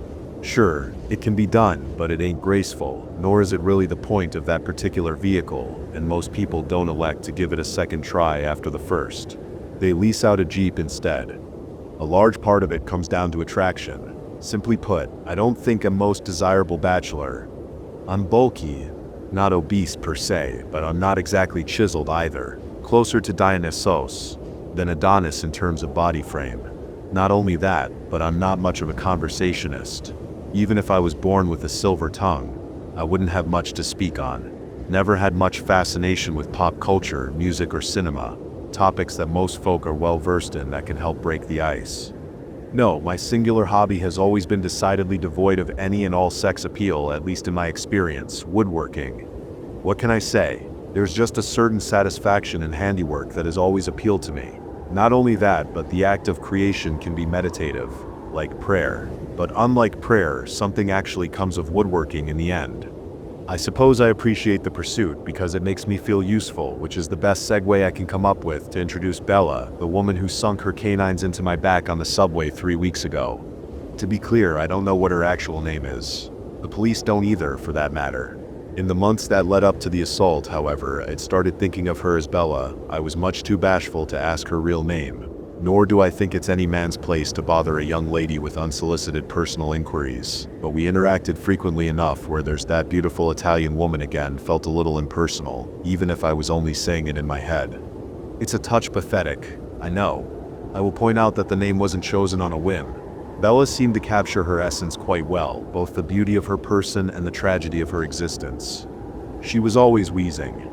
Her lungs squeaked and huffed like a decade-old chewed-up dog toy, no matter what she was doing. Even when she was still, shed wheeze. Bella was discreet about it, and she never seemed to be in distress, but I didn't like the public's indifference to her plight, regardless of her apparent control and stability. Just because an amputee seems adept with their crutches, doesn't mean you don't look to help them where you can. Saw her for the first time 9 months ago. I stepped onto the metro to find that the seats were filled, somehow leaving Bella as the only one standing, audibly rasping while leaning her body against a pole. The seats weren't even completely occupied by people, either. A small middle-aged man in a cheap suit was overflowing into both of his adjacent spaces. One seat for his tablet, another for the remains of his breakfast sandwich. I'm not usually one to stick my neck where it doesn't belong, but that didn't sit right with me. After some gentle cajoling on my part, the man relented and cleaned up his trash so Bella could sit. I could tell he was livid, but he didn't argue either, probably on account of the size difference between me and him. While it was true that I've probably taken shits that weighed more than that man on multiple occasions, I would never have hurt him. He didn't know that though. He likely interpreted my quiet disposition as a sign that I could be dangerous. Things that are actually dangerous don't need to be showy about it. As Bella sat down, her wheezing slowed. She thanked me, and I could see in her warm brown eyes that she was happy to be off her feet. I smiled, nodded my head, and that was it. Didn't try to talk to her, didn't stare. As gorgeous as she was, I considered our business concluded. When I departed the train at my stop about 10 minutes later, I happened to notice that those warm brown eyes were following me off as well. Surprise at her ongoing interest blushed my face the color of a maraschino cherry, no doubt. Can't imagine that was very becoming of me, either. It's one thing when a handsome Casanova type blushes, the brightness just adds definition to their already perfect contours. Me though, just doesn't look right. No one wants to see Mr. Hyde blush. Still, I'd be lying if I pretended like it didn't pleasantly flutter my heart. From that day on, Bella was already there when I hopped on the train for work. Picked up her things when she dropped them out of reach, a few times. Helped her up when she tripped and fell once. We never talked though, and I was perfectly content with that. I had no illusions about my position in the hierarchy, nor did I let myself fantasize like some sort of love-drunk teenager. Nothing wrong with that when you're actually a teenager, but I haven't been one of those in quite a long while. Like with my woodworking, I was just happy to feel useful when the opportunity arose at least. Bella perceived this desire in me too, apparently. I was exactly what she had been searching for.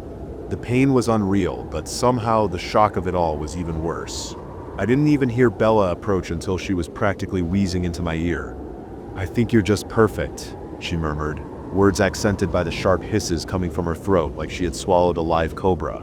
Before I could even begin to process that statement, an explosive pain detonated in my shoulder blade. It felt like thousands of serrated pins swirling aimlessly through my flesh, eviscerating my brittle nerves until they were barely intact enough to cry out anymore. Honestly, I thought someone had shot me. I threw my hand around my back, looking to assess the injury with my fingertips. There was something in the way, however. Whatever it was, the force of my movement broke through it with hardly any resistance, and my hand kept going until it crashed into something hot, sturdy, and pulsating. There was a muffled whimper, vocalizations vibrating uncomfortably against my back, and the pain lessened. When I spun around, my mind struggled to comprehend what I saw. Bella smiling at me, revealing a mouth full of peg-shaped, overcrowded teeth that dripped with freshly liberated blood. I recall there were rows and rows of chalky white fangs that seemed to go on forever, deeper and deeper into her gullet, or at least I couldn't see where they stopped. Hundreds of those grotesque molars had bitten straight through my jacket and undershirt. As if that wasn't enough, there was also a massive cavity in the right side of her chest where my hand had connected. It was almost like Bella was ribless, as my fingers had cleanly cut through her torso until it collided with some midline structure, tucking the fabric of her wispy sundress into the new crease in a way that made me instantly nauseous. I'm strong, but I certainly wasn't capable of caving in a woman's chest without even trying. At that point, another passenger was closing in behind Bella, arms outstretched to apprehend the maniac woman. With a motion that would have bordered on elegant, if it wasn't so starkly terrifying, she twisted her upper body and extended her spine, placing her palms onto the floor between the passenger's legs. Her nails clawed at the metal, screeching as she skittered under the man on all fours without colliding into him. Before anyone else could react, Bella had slithered through the closing subway doors, barely clearing the narrow threshold before it shut completely. And with that, she was gone. The train jerked and then began chugging forward. I glimpsed Bella through the window as we gained speed, crawling up the stairs, still on all fours. In a state of silent disorientation, I slowly sat down on the floor, closed my eyes, lowered my head into my hands, and receded into myself. Even then, I could tell that the pain was changing. The stabbing sensation waned. It was gradually being replaced by a feeling that was agonizing in a different, less physical way. My wound tickled, writhed, and twitched. "So, do you know who she is? Was she stalking me or something?" I asked the detective over the phone 2 days after the incident. "Well, no." He paused, clicking his tongue. "Not in the legal sense, no. She was clearly very, entranced with you." Absurdly, he said nothing further, like that was a satisfactory answer to my question. "I apologize, sir, but could you kindly elaborate on what that means?" Another few clicks of his tongue, a handful of false starts with "us" that trailed off to nowhere, and then a minute later he finally expanded on the notion of Bella being entranced with me. While I waited for the man to conjure some sort of explanation, I sifted through the day's mail. Right before he started speaking, my eyes landed on a weathered envelope at the bottom of the pile. No return address, no stamp. Didn't even have my name on it. In raggedy, childlike handwriting, it simply read, "For the nice man on the train."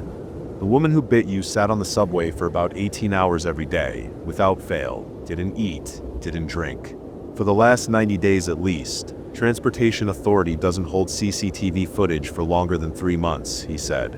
My heart thundered wildly against my sternum as I pulled the crumpled message out of its envelope.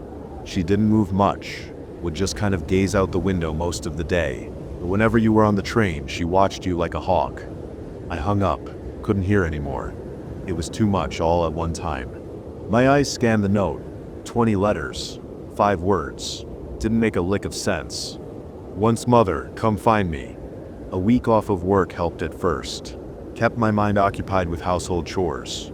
Moreover, I didn't have to grapple with the possibility of encountering Bella on the train, a myriad of overlapping fangs jutting through her smile like stalactites on the roof of a cave. Home just felt safer.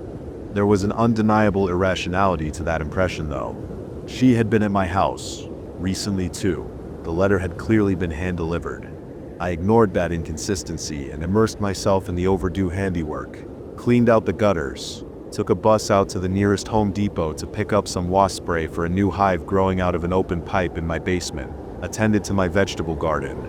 All the while, the lump on my shoulder blade continued to grow.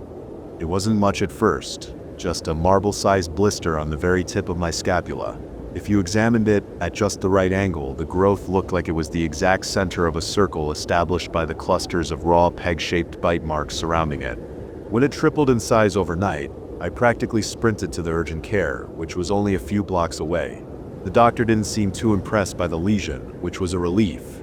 That said, never in my life have I interacted with a healthcare professional that looked more dead behind the eyes. Through a series of grumbles, they informed me it was likely a bacterial abscess from the bite, but it was nothing a 10-day course of antibiotics couldn't remedy. Of course, the medicine didn't do jack shit. How could it? It wasn't even targeting the type of thing that was germinating in that makeshift womb. By the end of the week, it felt as though a tangerine had been surgically implanted underneath my skin. Not only that, but I began experiencing other symptoms as well. My entire body felt swollen and heavy, like buckets of dense salt water were sloshing around in my tissue with every movement. A dry, hacking cough took hold of me every few minutes. Despite getting nearly double my normal amount of sleep, I woke up every day groggy and debilitated by an unyielding malaise. Wanted it to be the flu. At least I wanted to convince myself that I was coming down with influenza. The alternative was far worse.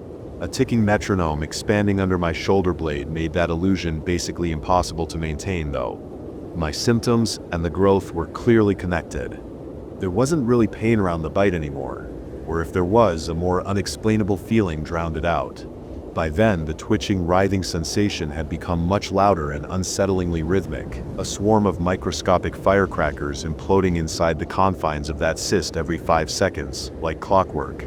It was much worse at night, but a double dose of my before-bed sleep aid brought unconsciousness deep enough to afford me brief respite from the sensation.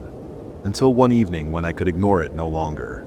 The sun had just started to crest under the horizon, casting curtains of dim light into my home, the decaying shadows of an unlit room embraced by a withering twilight. I was pacing furiously around my first floor, at my wit's end with the sensation and contemplating what to do next, shirt off since the roughness of my flannel had been irritating the growth. At the same time, I was attempting to keep a simmering panic attack from completely taking over. No matter which way I looked at the situation, though, my mind kept arriving at the same answer. Might be time for the hospital. When I finally accepted that was the only reasonable course of action, it had become too dark to see, and I felt liable to trip over furniture as I gathered my coat and wallet. Cautiously, I found my way to a lamp and flicked it on. The presence of something unexpected on the armrest of my couch, in synergy with my frenzied state, startled me to high heaven, causing my heart to leap into my throat. A paper wasp was buzzing quietly over the upholstery. Now, under normal circumstances, I'm not a hot-tempered person, but at that moment, I wasn't quite myself. A volatile mixture of sleep deprivation, panic, and fear coursed through my veins. In truth, I was a Molotov cocktail anxiously waiting for the match, primed and ready to burn. The spark of adrenaline that came with being surprised was enough to ignite the dormant rage inside me.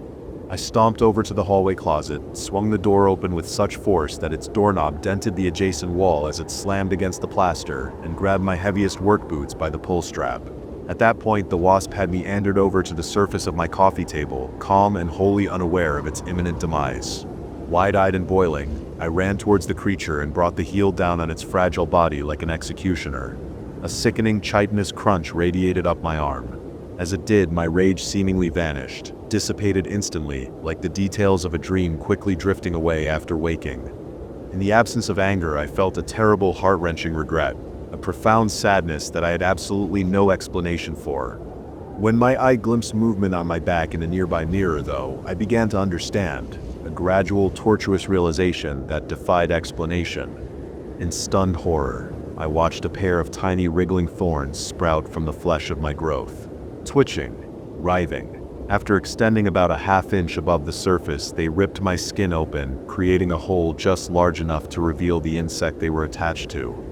It struggled to emerge. The natural tension of my epidermis valiantly fought back against its birth. Eventually, though, it all came through. Head, thorax, wings, abdomen, stinger.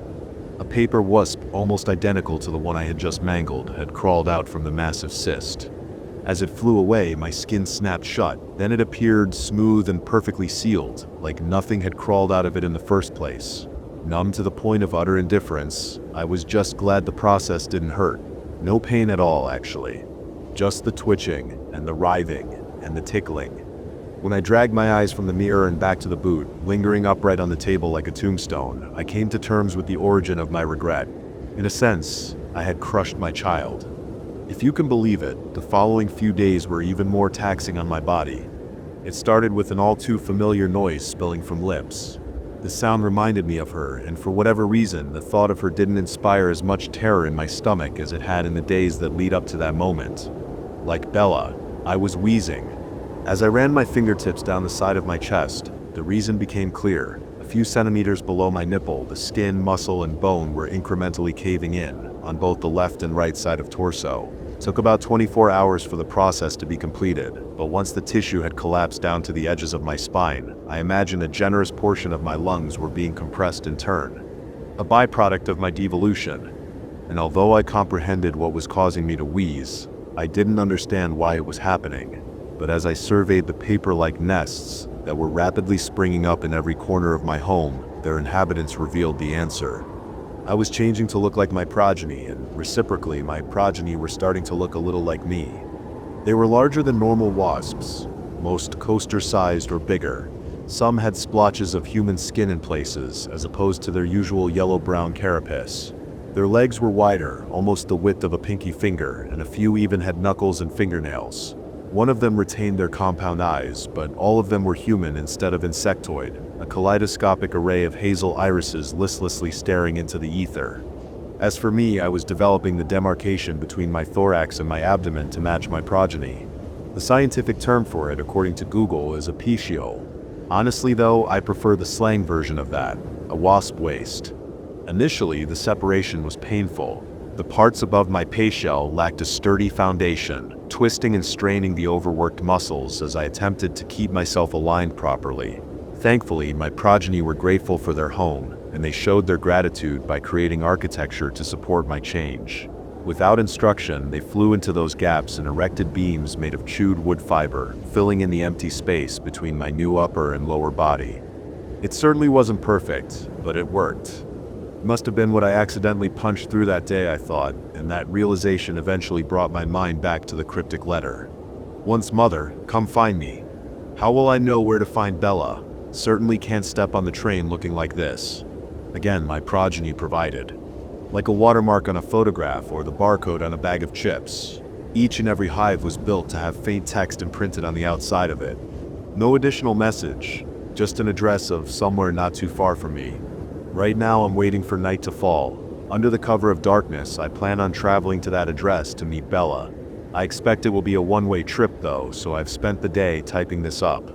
Consider this post my last will and testament, which in the end boils down to a singular request. Do not disturb my home. I'm leaving it to my progeny. The sun has set completely. Truthfully, I'm petrified, and I wish things were different. Cameron, if you're reading this, I'm sorry I didn't call you. Tell Mom I'm sorry as well. Know that, although I'm resigned to this fate, there is a glimmer of beauty in it for me. I'll be with Bella, and I think I'll be useful too.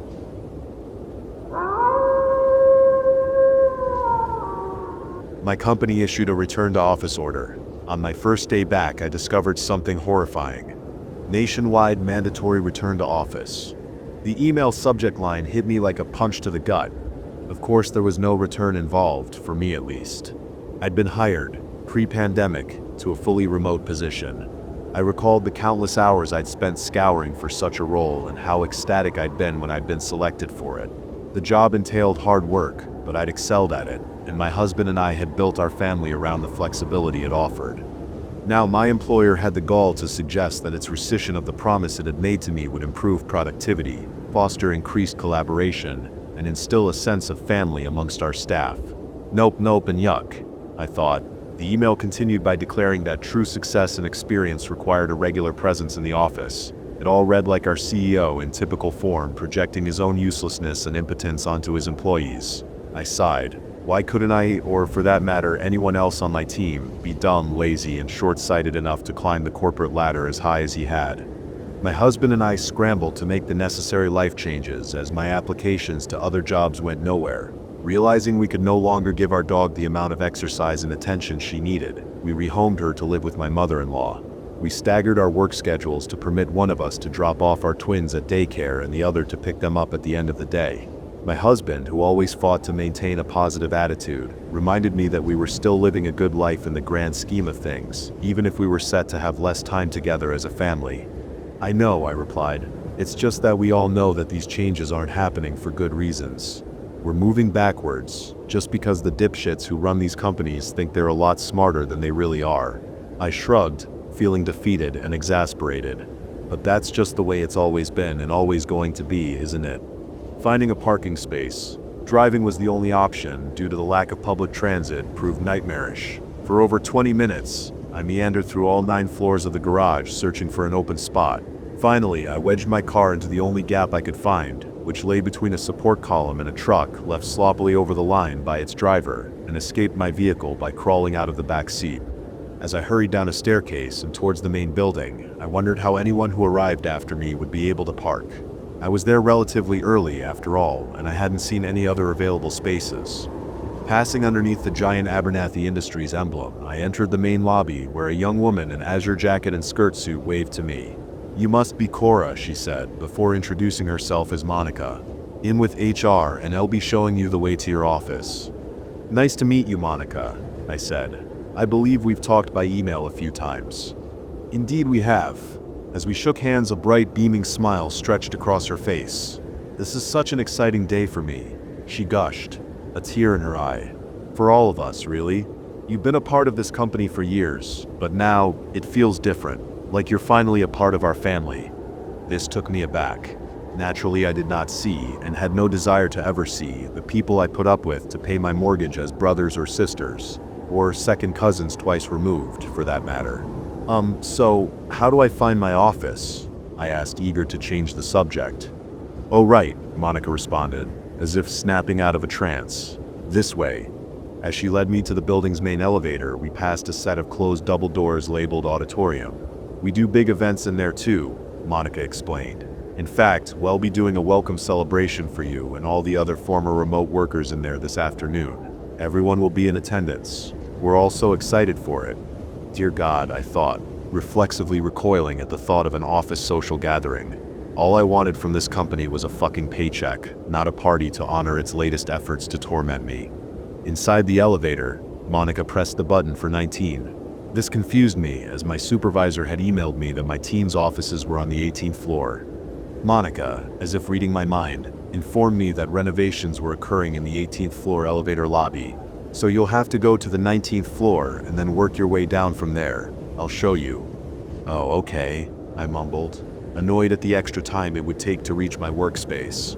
The doors opened to reveal a gloomy hallway. Half the overhead lights seemed to be broken, and the other half flickered sporadically over a narrow patch of marble floor surrounded by a sea of carpet patterned in sickly shades of brown, gray, and dark green. "Accounting is that way," said Monica, motioning to the right. "And HR, including my office, is straight ahead. But for now, follow me this way through sales." At this, Monica abruptly scurried into the darkness. I called out for her to slow down, but she ignored me. Seeing no other option, I doubled my speed to keep up with her. We passed offices, cubicles, a rundown kitchen, and copy machines. I became disoriented as Monica turned sharply to the left, then to the left again at the next intersection, then right, then left once more. As Monica took me past a corner office, I peeked through the window of its closed door. Inside, I glimpsed a well-dressed figure sitting behind a desk. He was frozen in place, as if deep in thought, and bizarrely, his face seemed to have no features at all. No eyes, no nose, no mouth, just smooth skin bereft of any other qualities. That can't be right, I thought to myself, as I continued to hurry after Monica. Surely the window was made of frosted glass, or my eyes were playing tricks on me in the low light. Monica's voice emerged from the distant shadows. "You still there, Cora?" Yeah, on my way," I panted as I jogged towards her. Monica proceeded to lead me down a staircase. The floor below was just as gloomy as the floor above, and reaching my cubicle required traversing a maze of narrow corridors. "And here it is, your very own workspace," announced Monica as I examined the small area, which contained only a dingy chair facing a dusty computer on a plain desk. "If you have any concerns, just let me know. Otherwise, I'll be seeing you at the welcoming party later." "Actually, I do have a few questions," I said as I took a seat, "about the lighting and the route we took to get here, and the lack of space in the parking garage." And, to my surprise, I looked back to find Monica gone. "Monica?" I called. She didn't respond, and when I got up to search for her, she seemed to have vanished. My computer slowly came to life, only to promptly turn itself off moments later. I groaned as the process repeated itself several times before the computer finally stayed on long enough for the login screen to appear. I hastily entered my credentials. My computer's hard drive proceeded to heat up and emit a series of discordant noises as if my mere act of logging into it was causing it to struggle under an intense strain. How was I going to get anything done with all these delays? If I were using my work laptop, which I'd been required to mail back several days ago, I'd have accomplished a considerable amount already. Finally, after several minutes, everything appeared to have loaded. I opened 2 spreadsheets and was about to start working when an unfamiliar voice startled me. "Cora, so good to see you." I turned to find myself facing a Hispanic woman with long brown hair. Before I could react, she dashed up to me and wrapped her arms around me. "Whoa, whoa, whoa, stop that!" I screamed as I angrily shoved her off me. She backed up, her expression changing to a mixture of puzzlement and concern. "Is something wrong, Cora? Did I surprise you?" "Who are you?" I asked. "What? You know who I am. Don't be silly." No." She let out an irritated sigh. "Look, Cora, I'm not playing whatever game this is. It's me, Ava, your mentor and partner on countless projects. And you know that from the dozens and dozens of video calls we've had together. So why are you pretending not to?" This left me dumbfounded and bewildered. The person she was describing, the Ava I'd worked with for years, simply wasn't the woman standing at the entrance of my cubicle. That Ava, the correct one, was black for starters, had a totally different voice, and was not the kind of person to surprise me with an unsolicited hug. When I didn't respond, I didn't know how to. After all, fake Ava chimed in. "It's probably just the lights. They sure keep it dim around here, don't they? But you'll get used to it. When management first removed most of the lights, it upset me, but I adjusted, and it stopped bothering me after a while." She continued, oblivious to the total disinterest I attempted to project. "Less electricity saves money, and supports the bottom line after all, and that's what matters most. Anyway, did you hear the latest about Michael? His wife discovered the pictures, the ones with that flight attendant I told you about, and she's furious. Michael, meanwhile, keeps..." As she spoke, my mind tried to wrap itself around what was happening. Who was this person, and why was she impersonating Ava? And why was everything at the office so goddamn weird? "Anyway," continued fake Ava after several minutes of monologuing, "are you alright, Cora? You look tired." "Yeah, I'm just feeling a little run down," I answered, truthfully. James and Ella had woken up twice last night. I'd barely gotten any sleep. "The twins keeping you up again?" she asked. This bothered me. It felt like an invasion of my privacy. How the hell did this lady know about my family situation? I'd vented about family issues to Eva, the real Ava, many times, but this lady had no way of knowing any of that. "Look, why don't we talk later?" I asked, eager to get rid of her. I need to get back to work. "Sure thing. I'll see you soon. Let's grab lunch sometime soon." At that, fake Ava finally left me in peace. I turned back to my computer.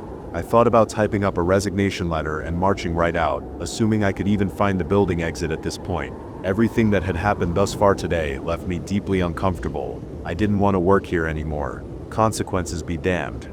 I opened a blank Word document and began drafting an email to my supervisor explaining all the reasons why I was providing my 2 weeks' notice. The thoughts I laid out were unfiltered and littered with pejoratives directed at company leadership.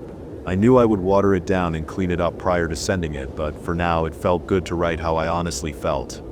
Before long, the words before me blurred together as the combination of minimal lighting and barely 2 hours of sleep sent me into a daze. "I'll close my eyes, just for a second," I told myself as I leaned back and retreated into memories of happier times.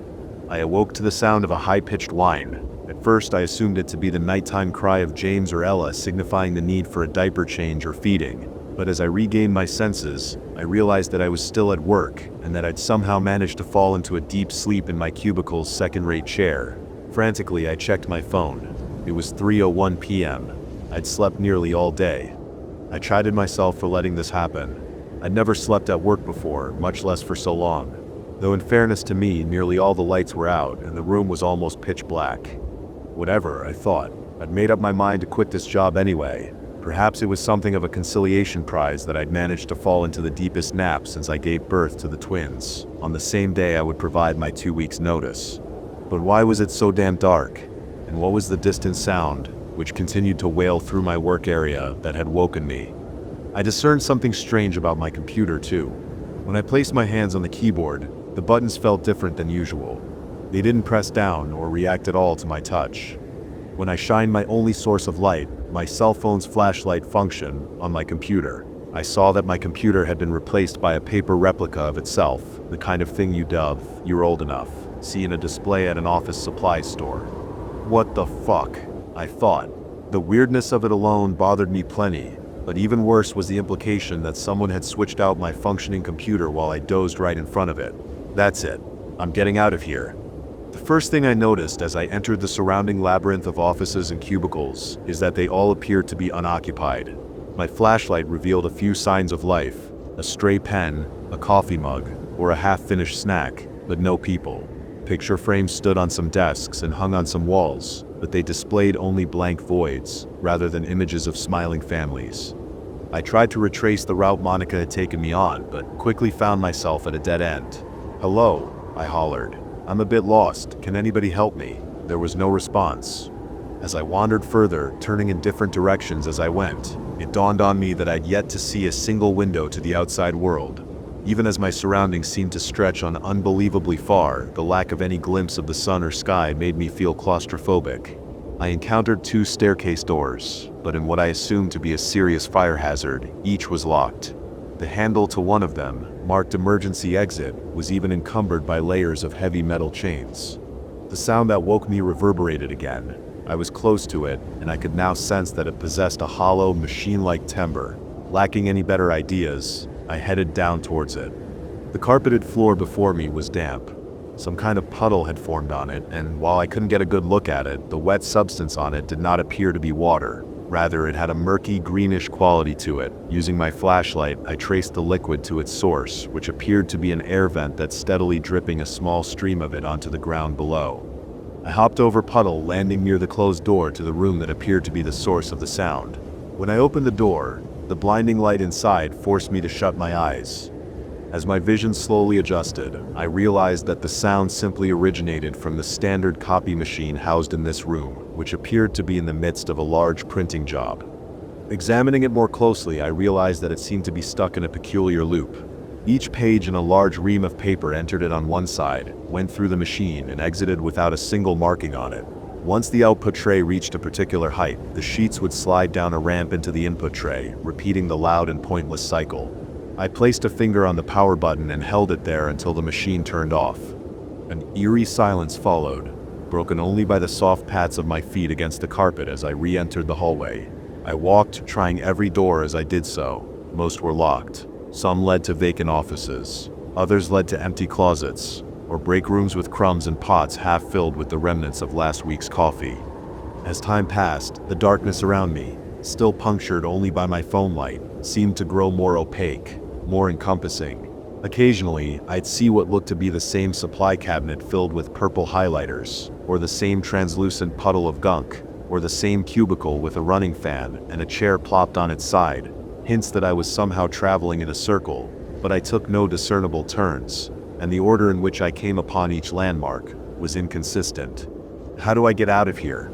I realized I was becoming thirsty, and I knew my phone battery wouldn't last forever. When I tried calling my husband to be followed if he didn't answer by a call to the front desk and then 911 if necessary, the call failed, despite my phone displaying that it had service. The sad sounds drew my attention. At first they resembled high-pitched giggles, but as I approached they erupted into the buoyant laughter of a crowd. How anyone could feel compelled to express any feeling of joy in this hellhole perplexed me, but I attempted to track down the source all the same. If I just follow the laughter, I'll find someone who can lead me out, I told myself. But deep down, what I wanted most was the simple reassurance that I wasn't stuck here all alone. I ran down hallways. I climbed over cubicle walls. I yanked at stuck doorknobs and stormed from one side of a sticky, dingy kitchen to the exit on the other side. Finally, I found myself in a narrow corridor. At the opposite end, an overhead light blared over an open rectangular space. At least a dozen figures stood in it, but my eyes, having long ago adjusted to the dark, couldn't make out any distinguishing features on them. They just stood there, facing me. Then all at once they were gone. Their laughter faded too, leaving behind only the same sterile silence that had haunted me for so long. Had they run away or gone somewhere else? I chased after them, calling out for help. I found myself in exactly the place I was looking for, an elevator lobby. Contrary to Monica's warning, I see no evidence of renovations. The people assembled here must have just gone downstairs. I didn't ask myself what they were doing standing here and bellowing for so long. I didn't need to know that. I just needed to get the hell out, something I finally had a way to do. Nervously, I held out my hand and prayed that the down button. I held my breath as the floor display slowly reached my level, 12, 13, 14, 15, 16, 17. The doors then opened to reveal a clean, well-lit elevator cab. I rushed inside, hit the lobby button, and watched with relief as the doors closed and the elevator began its descent. I tapped my sweaty fingers impatiently against the wall as the floors steadily ticked down. Finally, it appeared and the doors opened to the main lobby. Only one thing stood between me and the exit. A pale woman with curly red hair, the first person I'd seen in ages, whose face lit up upon seeing me exit the elevator. "Girl, what took you so long?" she hollered in a nauseatingly excited voice. "You almost missed it. Come on." I sped past her, my gaze focused on the way out. She moved rapidly, her firm hand grabbing me around the wrist before I could react. I attempted to fling her off, but with surprising force, she easily held me in place. "Cora, the party's that way," she said, gesturing towards the auditorium with the hand that wasn't restraining me. "I know how much you want to get home and see the twins, but you have to at least make an appearance." "Let me go," I cried. She adopted a deadpan expression. "Cora, we're not doing that. First you pretend not to know me. Next you zone out the whole time. I'm filling you in about Michael, and now you try to skip your own welcome back party. You and me were like sisters. Cora, what happened to you?" My jaw dropped. Was this person also pretending to be Ava? I tried to pull away from her again, only for the second fake Ava to whirl around, restrain me, and with remarkable strength, pull me towards the auditorium. I kept trying to fight her, to pull her off of me, but all succeeded in doing was exhausting myself even further. Some of what followed passed in a blur. I recall Ava, or whatever she was, dragging me past row after row of empty seats, across countless small puddles of rancid goo, and onto a stage covered in banners, dreams, and balloons. An unnatural warmth drifting down from the air above, and a sense that I was being watched by something hostile and utterly evil. I remember spotting a loose balloon and watching it as it floated ever so slowly, up and above the auditorium stage. With a loud pop, it burst upon making contact with a sight that still horrifies me to this day. An amalgam of body parts stretched across the ceiling. A soup of limbs, torsos, lips, ears, and more than anything, faces. So many faces, all floating in an inverted pool, a hazy green substance occasionally dripping from their pained, open mouths onto the floor below. A plethora of voices, one of which I recognized as Monica's, began speaking. "Welcome home. We're happy to have you here with us. We've been waiting for you for so long. I knew you'd make it." I felt paralyzed. For a moment I stood there, speechless and stunned, as the faces, male and female, black and white, young and old, oozed into a new form held together by flabby patches of skin and bent tendons. They combined into a gigantic, monstrous face, with an open, hungry mouth lined by hundreds of lips, filled with teeth composed of thousands of teeth. Out of its mouth slithered a long, slimy organ. It unfurled as it dropped, landing before me with a wet plop. It was a tongue, stitched together from the tongues and various other organs that had once belonged to the marketers, janitors, supervisors, accountants, and secretaries of my company. My captor pushed me closer to it. For a moment I thought about giving up, about letting the sticky ligament wrap around me and pull me upwards into the gaping mouth. I wondered what it would be like to be digested by that thing, to become a part of it, to become one with everyone else. I imagined it swallowing up my anxieties, my student debt, and my bouts of insomnia, and replacing them with bottomless sleep. The mouth above me emanated several words in a deep, slurred voice, but I wasn't paying attention to it. I knew I had to fight, not just for myself, but also for the twins, my husband, and the life I wanted to live. James and Ella are counting on me, I told myself, as I mustered the kind of strength that courses through an animal protecting its young. It caught fake Ava off guard. At first, she managed to keep her grip on me, but the pain from the way I scratched and dug my nails into her arm eventually wore her down.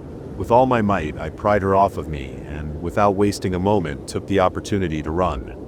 I remember screaming, loud, even deafening, screaming from above, as if every face that made up that creature was shrieking its disapproval. But I didn't look up, nor did I glance back to see if fake Ava was following me. No, all I did was run. I sprinted across the auditorium, through the main lobby, and out the front door. I kept going for as long as I could, until my feet were blistered, and my body could take me no further. I didn't care about my car, which, to this day, I assume remains where I eaved it between the support column and the truck. I just cared about putting as much distance as possible between me and my employer. I still have nightmares about what I saw. More than anything, what frightens me is the knowledge that it's still out there, and that it's still hungry. There was a strange email on my computer the next morning. It was from Monica, and it stated that my resignation email had been accepted. This struck me as weird, as I'd never finished writing, much less sent, that email, but I had no reason to pick a fight about it. Monica promised a good severance, after all, and even added that I wouldn't have to do anything more to collect it. No paperwork, no projects to finish up. It would be a clean break. "Best wishes to you and your family," she wrote at the end of the message. This made me uncomfortable, though it took me a moment to realize why. Then it dawned on me. It was what the thing, the face on the ceiling, had said to me just as I made my move to escape. The words I have tried so very, very hard to block out of my mind ever since. "Join us, Cora. Come, become a part of our family."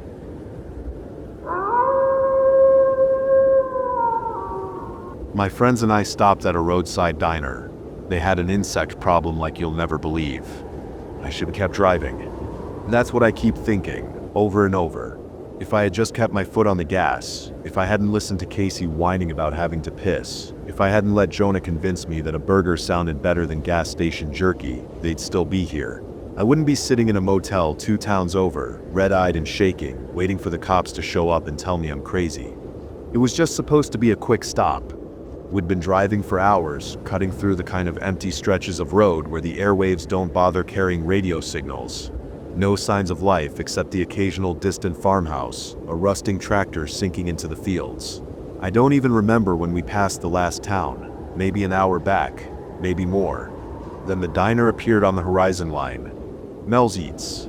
The sign flickered like it hadn't been changed in decades, the letters half burned out, the parking lot was empty. Not even a rusted-out truck or an old junker parked around back, but the lights were on. The neon buzzed against the growing dark. "Pull over." Casey smacked the back of my seat. "I've got to piss." "That place looks creepy." "It looks like they have a bathroom. And unless you want me going in a bottle, you should pull in." Slowly, I veered off the road and into the dusty parking lot. Even though the lights were on, I didn't see anyone through the front windows. Jonah was the first one out. "Come on. Let's grab some real food before we have to suffer through another gas station hot dog." Casey laughed, already jogging toward the front doors, and I hesitated for just a second. It was too quiet. A place like this, even in the middle of nowhere, should have had someone inside. A waitress, a cook, a guy nursing a coffee and reading the paper. Pick a movie trope. It should have been there. But there was nothing. The diner was normal. Checkerboard floors, vinyl booths with peeling cushions, a jukebox against the wall that looked like it hadn't played a song in years. The lights were too bright. Everything was spotless, but no one was there. Jonah whistled, the sound too loud in the silence. Maybe they're out back? Casey drummed her hands against the counter. "I don't know, guys. This feels weird." "I'm with Casey on this. It feels weird." I gestured over my shoulder. "We should just ditch it." "I'm hungry," Jonah insisted. Hey, come on. You've got starving customers out here. Unless you want me to start helping myself, I would come take my order." No answer. Jonah pushed through the swinging kitchen door. "Let's just check," he said. "If no one's here, we bail." Of course no one's here. They didn't answer. I followed anyway, Casey right behind me. The kitchen was immaculate, shiny steel counters, pots hanging on the walls, an old black and white menu board that still had prices from the 80s, but the smell was god-awful. Rot, thick and cloying, like meat left out too long. I gagged, covering my mouth, and then Jonah made a sound, something between a choke and a curse, muffled behind the hand he just slapped over his own face. He jabbed a finger toward the center of the room, and my gaze followed. The thing on the floor barely looked real. It was half crushed, like something heavy had fallen on it. Its body was stretched and wrong, too many joints in its limbs.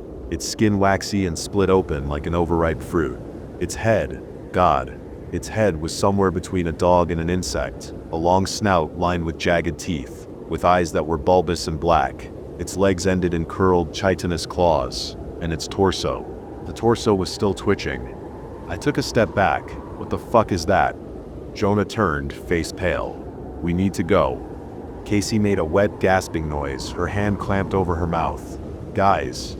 Then we heard it. A low, vibrating hum. The wall seemed to shake with it, the sound drilling straight into my skull. Casey clutched at her ears. Jonah shoved past us, barreling through the kitchen door, and I followed on instinct. We ran for the car, shoving the front doors open so hard they nearly broke off their hinges. The air was filled with movement. Shapes crawled down the sides of the building, skittering from the shadows. Limbs too long, mandibles clicking. Those bulbous black eyes reflecting the neon light like polished glass. A dozen. More. They poured from the roof, from the darkness beyond the parking lot, their bodies snapping into place like broken puppets. I ran. I didn't look back, not even when I heard Jonah cursing, heard Casey scream as something heavy hit the gravel. I heard the snap of bone, wet, tearing flesh. I didn't look back. I was in the driver's seat, hands shaking as I jammed the key in the ignition. A shadow slammed against the windshield, something clawing at the glass. My headlights caught a flash of teeth, clicking, grinding together. I reversed so hard my tires screamed, peeling out onto the road. I don't know if Jonah or Casey were still moving. I don't know if they were screaming, if they called my name. I was a coward. I was already gone. The highway blurred past me. My hands felt numb. I didn't stop driving until I reached the next town, my entire body shaking. When I finally pulled over, I threw up onto the pavement. I tried telling the cops. They looked at me like I was insane. Sent a car out there. Came back empty-handed. No bodies. No blood. They said the diner was fine. They were lying. Why were they lying? Do they know what's out there? Did they know from the start? No one is talking about this. I keep thinking I hear something right at the edge of my hearing. That low, vibrating hum. It's getting louder. I think they're gonna be here soon at this town. I don't know, I just wanted someone to know what happened. If they lie about what happens to me, know that it was the creatures we found in the diner. Know that I was here.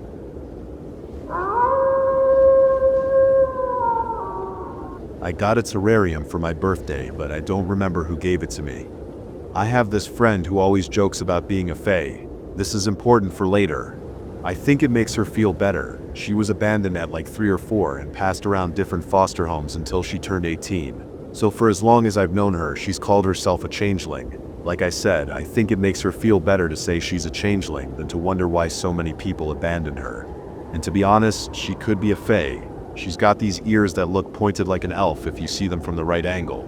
Her eyes, her face in general really, look exactly like old paintings and drawings you see of fae. Everything is slanted slightly upwards, eyes that are just a little too big, human-like features where all the proportions are a little off, kind of towing the line between ethereal and creepy.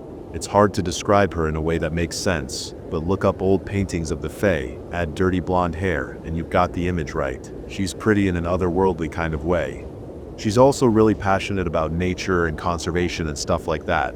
We don't take her into certain stores because she gets truly pissed when she sees fake plants. That's when her ears look the most pointed, her blue eyes melt into these deep pools of silver and green, and she looks just a little bit evil. That's when it's easiest to believe she really might be a fae. Anyway, the reason this is important is because for my birthday last year she gifted me a terrarium. It's gorgeous. A giant glass jar with a massive wooden cork. When I say giant, I really mean giant. It's almost too big for me to wrap my arms around it. The terrarium is a work of art designed to look exactly like a little valley with trees and a river flowing through it. And there are no fake plants. Everything in it is real and growing. The most magical looking part is this purple door nestled at the bottom of one of the little hills just over the water. It has a little band of burnished gold that runs around the length of it, and it looks strangely weathered, as if it's been standing there in that terrarium for a long time. And it's not just that the door looks old, it truly looks like it's been standing in that terrarium since the dawn of time. You can see little areas where the wood was chipping, and someone repaired it. Some of the planks on the door even look newer than others, like slats were replaced one at a time. Before all the plants started growing and blooming, the door was the most interesting part of the terrarium. The rest of it was pretty. It was just a bit barren. Initially, the inside of the jar had sloping hills made out of white and green stones. There were 2 hills that sloped down to a small pool of water in the center. On one side of the terrarium was the little purple door, and a crudely carved wooden mushroom next to it. Just below the door rests a little wooden log, covered in moss, that leads from one bank to the other. When I first got it, there were a few scraggly little ferns growing on the edge of the rocks, near the top of the jar, and some patches of moss on the otherwise barren rocks. But over the weeks, a small world bloomed to life inside the terrarium. There would be long days filled with mist that coated the inside, completely hiding it from the outside world. Then the mist would drip away, and the inside of the jar would be a completely different world, every time. It was a real trust the process experience, watching the scraggly little plants slowly take over the jar. But after a few short months, it became a tiny ecosystem. The moss had stretched across the rocks, creating a decadent green slope that ran the length of the jar, dipping up and down and eventually dropping off into the water. The water turned a rich blue, like the deepest river, and in the center of the pool where there had originally just been this strange little ball, now a water lily is growing. When she first gave it to me, I thought the door had green ivy painted on it, but as I studied it each day, my face pressed against the glass like a child gazing through the window of a candy store, I realized it had real tiny ivy growing on it. The ivy still baffles me. I can't tell where it's growing from. It's just there. She gave it to me at my bowling alley birthday party, and I had to run the beautiful terrarium out to my car in the middle of my party because I was so worried someone would shatter it or steal it. I sweated over it all night. Every time I bowled, I felt the cold hand of dread tightening my muscles as I worried over the special gift. She might have planned all that, just so she could beat me at bowling. When I finally got the gift home, I carried it gently inside, careful to not bump anything out of place, and placed it in my bedroom on the desk that faces my bed. I put a lamp over it so I would be able to see it better while I worked on my projects, snapped a picture and sent it to her. As I got in bed that night, I was certain I heard the distant sound of laughter, carried on some wind I couldn't feel across a very long distance. But that didn't make any sense, so I ignored it. I fell asleep and woke up the next morning feeling as if I had barely closed my eyes. I stumbled through the day thinking only about the beautiful terrarium that I couldn't wait to study further when I got home from work.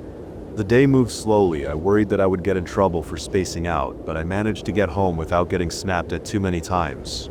I finally stumbled through the door and sat reverently in front of the glass container. That was how most of my days went for the first month or two. Then I guess I got used to having it around and it stopped consuming my thoughts so much. I would still sit in front of it each night when I got home and take a look each morning before I left. But as the weeks wore on, the terrarium became slightly less of an obsession and more of a prized pet. I showed it off constantly to anyone who was willing to step foot in my apartment. I regaled them with stories about every little change, from the progression the lily was making to how much the moss on the log had grown since I got it. Over time, and after I had shown the terrarium to everyone who would look at it, I stopped talking about it quite so much, but I continued to study it carefully. One morning, after a strange night of scattered dreams and vague uneasiness, I woke to find that the door had been scraped open very slightly. There was a small scar in the moss that blanketed the floor beneath the door, showing that the door had clearly been creaked open and back shut. I stared in amazement for so long. I wound up being late for work, but it was clear that the little door in the hillside had been moved open, as if it rested on hinges, and then back shut. It was all I could think about all day.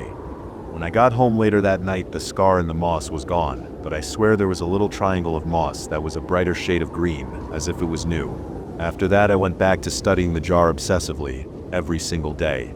I would sit beside the desk with the lamp on, studying every inch of the jar. It literally consumed my thoughts. It's not just that it was all I thought about, it was the only thing I wanted to think about when I would see my friends. I always got a little frustrated if they didn't want to talk about the terrarium. It felt like I had this amazing mystery sitting right across from my bed. I couldn't understand how anything could be more interesting to talk about. After another few weeks, I started having these weird dreams. Every single night. Every night I was traveling through this forest. Some nights there was firelight in the trees, comforting and beautiful. Laughter would float on the breeze, gentle and uplifting. Other nights it was dark, and a strange presence almost seemed to be hunting me. I couldn't tell much about the place from my dreams, except that the woods were dense and full of plants I didn't quite recognize. On the nights when I dreamed of firelight, I traveled slowly under the vague sensation that I was traveling with a party. It felt safe, nice even, like I was camping with friends. On the other nights I ran knowing someone or something or a group of someones and somethings was hunting me. I would sprint through the dark forest as screams and laughter followed me, urging me to move even faster to get to safety. I never saw who or what chased me, but I could feel their sharp eyes, and sometimes I thought I saw teeth gleaming at me from the darkness. But every night I traveled. When I woke, I felt tired and lethargic, my muscles sore and stiff, as if I really had been walking all night long. But even so, I looked forward to my dreams. There was something oddly enticing about the forest, the laughter, and as odd as it sounds, even the fear was tantalizing. It was like waking up with this amazing taste in my mouth that slowly faded as the day went on. And to be honest, I really wanted to see what lay at the end of it. I've never had a dream that followed a continuous storyline like that before, and I wanted to know what was going to happen. Then one night the dream changed. I was still moving through the forest, but it wasn't as dense as it had been in previous nights. There was a more clear path in front of me, and soft daylight was pouring in through the branches of the trees. I walked slowly, reverently, as if I was in a sacred space, until I came to a strange door. It was green and covered in small purple ivy that wove across the door in mesmerizing patterns. I stood in front of the door as if frozen, until a lilting, laughing voice from behind me said, "Open it," and I woke up. There was that cold hand of dread again, tracing familiar patterns up and down my spine as I lay in bed. Something felt off. Suddenly, after weeks of not worrying about it, I felt like there was some kind of malicious energy in my dreams. It had clearly been leading me somewhere, and I wasn't sure if I was okay with that. I know this is going to sound strange, but I was scared to go to sleep again after that. All day, I felt cold dread gently running up and down my back, reminding me what waited for me after work. After I got home from work that day, I made myself as busy as I could, getting every task done that I possibly could. I cleaned my kitchen and bathroom, did all my dirty laundry, cleaned out my car, and then settled into bed around 1 a.m. with a book. I know myself pretty well, and if I fall asleep after 1 in the morning, I don't dream. Maybe there's not enough time for me to go into REM or something, but I swear I don't ever dream if I fall asleep past 1 a.m. I'm not sure exactly what time I passed out, but I remember glancing sleepily at the clock and seeing that it was after 3 in the morning, not long before the book I was slogging through toppled from my hands to the floor, and I fell into a deep sleep. I shouldn't have dreamed, but I did. It was a short dream. My own hand reached out, as laughter from invisible voices all around me reached a nearly frenzied pitch. It was so loud that I could feel it flooding through every part of me. The laughter became so loud, so aggressive almost, that I began to feel panic flooding me. I had to get out of there. I pushed on the door. It resisted at first, but I pushed harder, wanting escape, and it slowly swung open.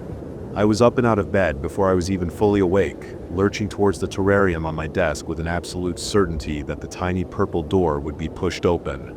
But it wasn't. The door sat in the same position it was always in, nestled against the mossy little hill. There were no signs of movement. I stood there panting and clutching my chest and honestly feeling like a real idiot.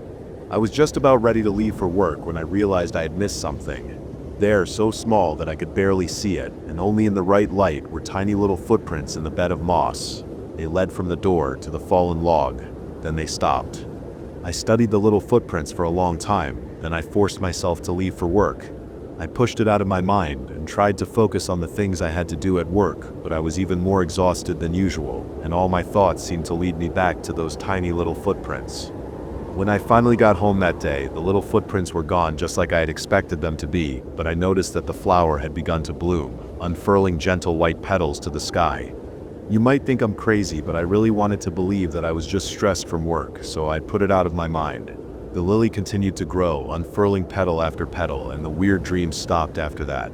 The terrarium became just another thing in my house. A very cool thing to be fair, but just another thing. I know this is going to sound weird, but up to that point, with the dreams and all the weird changes, I had been starting to feel kind of scared of the terrarium. Then the dream stopped, and all of a sudden I forgot all of that. About 6 months passed, then a few weeks ago things started getting weird again. The first thing I noticed was that the door had been moved again, a small scrape in the moss showing that it had been pushed open a few inches. There were little footsteps leading away from the door, though they trailed off at the water. I took a picture to send to the friend who had given it to me, but I couldn't find the message thread where we had been talking. I told myself I would look for it later and left for work, but I never did find that message thread. I went into my contacts list to text her directly, and I couldn't remember her name. It feels so weird because I absolutely could have sworn we went to high school together, but it's like there's a blank space where my memories of her should be. No face, no name, just a few features and a very clear memory of the way she smiled when she handed me the terrarium. When I got up the next morning, there were even more footsteps, as if a group of tiny people had been running all over the inside of the jar. Feeling officially creeped out, I texted my best friend Miles, who had been at the party. Me. Hey man, do you know who gave me the terrarium last year for my birthday? Miles. LOL. What? Me. What? Miles IDK. I don't remember. I thought you got it from a family member or something. Me. What? No. I got it from one of our friends. I just don't remember who. Miles, some friend you are. Remind me to never pour hours into a project for you, lol. Me no dude, fucking listen to me. I distinctly remember that a female friend of ours from high school gave it to me, AT the party, but I can't put my finger on her name. It's like I remembered her up until last week, then I just lost it. Miles. We apparently remember high school differently. I remember us not being cool enough to hang out with girls. I gave up at that point. Miles usually has a pretty good memory, so I thought for sure he would remember, but I didn't have the patience to try and get him to recall it. I reached out to a few other people who were at the party, but none of them remembered me getting the terrarium that night. I also tried describing our friend, but no one recognized the description. And in the meantime, there are more footsteps in the terrarium every day. The worst part is that I had another dream last night. An impossibly tall man, his proportions all wrong, leaning down to look through a very small door. He reached his hand through the door, and it seemed to stretch for miles. He looked at me and said, "The portal you've opened is too small, little mortal one." He pulled his hand back and I saw ferns lace through his fingers. He tapped me on the chest, and I felt bones shattering at his touch, as he said, "I can make another." Something told me he meant me. I'm not sure what that means, but I know it's true.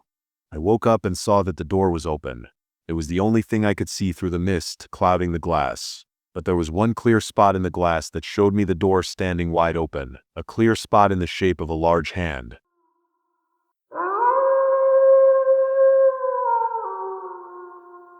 That's it for tonight's stories, but the nightmares never end. If you enjoyed these chilling tales, don't forget to like, subscribe, and hit the bell so you never miss a new upload. Got a scary experience of your own? Share it in the comments. I just might feature it in a future video. Until next time, stay safe, stay curious, and remember some things are scarier than they seem in the dark.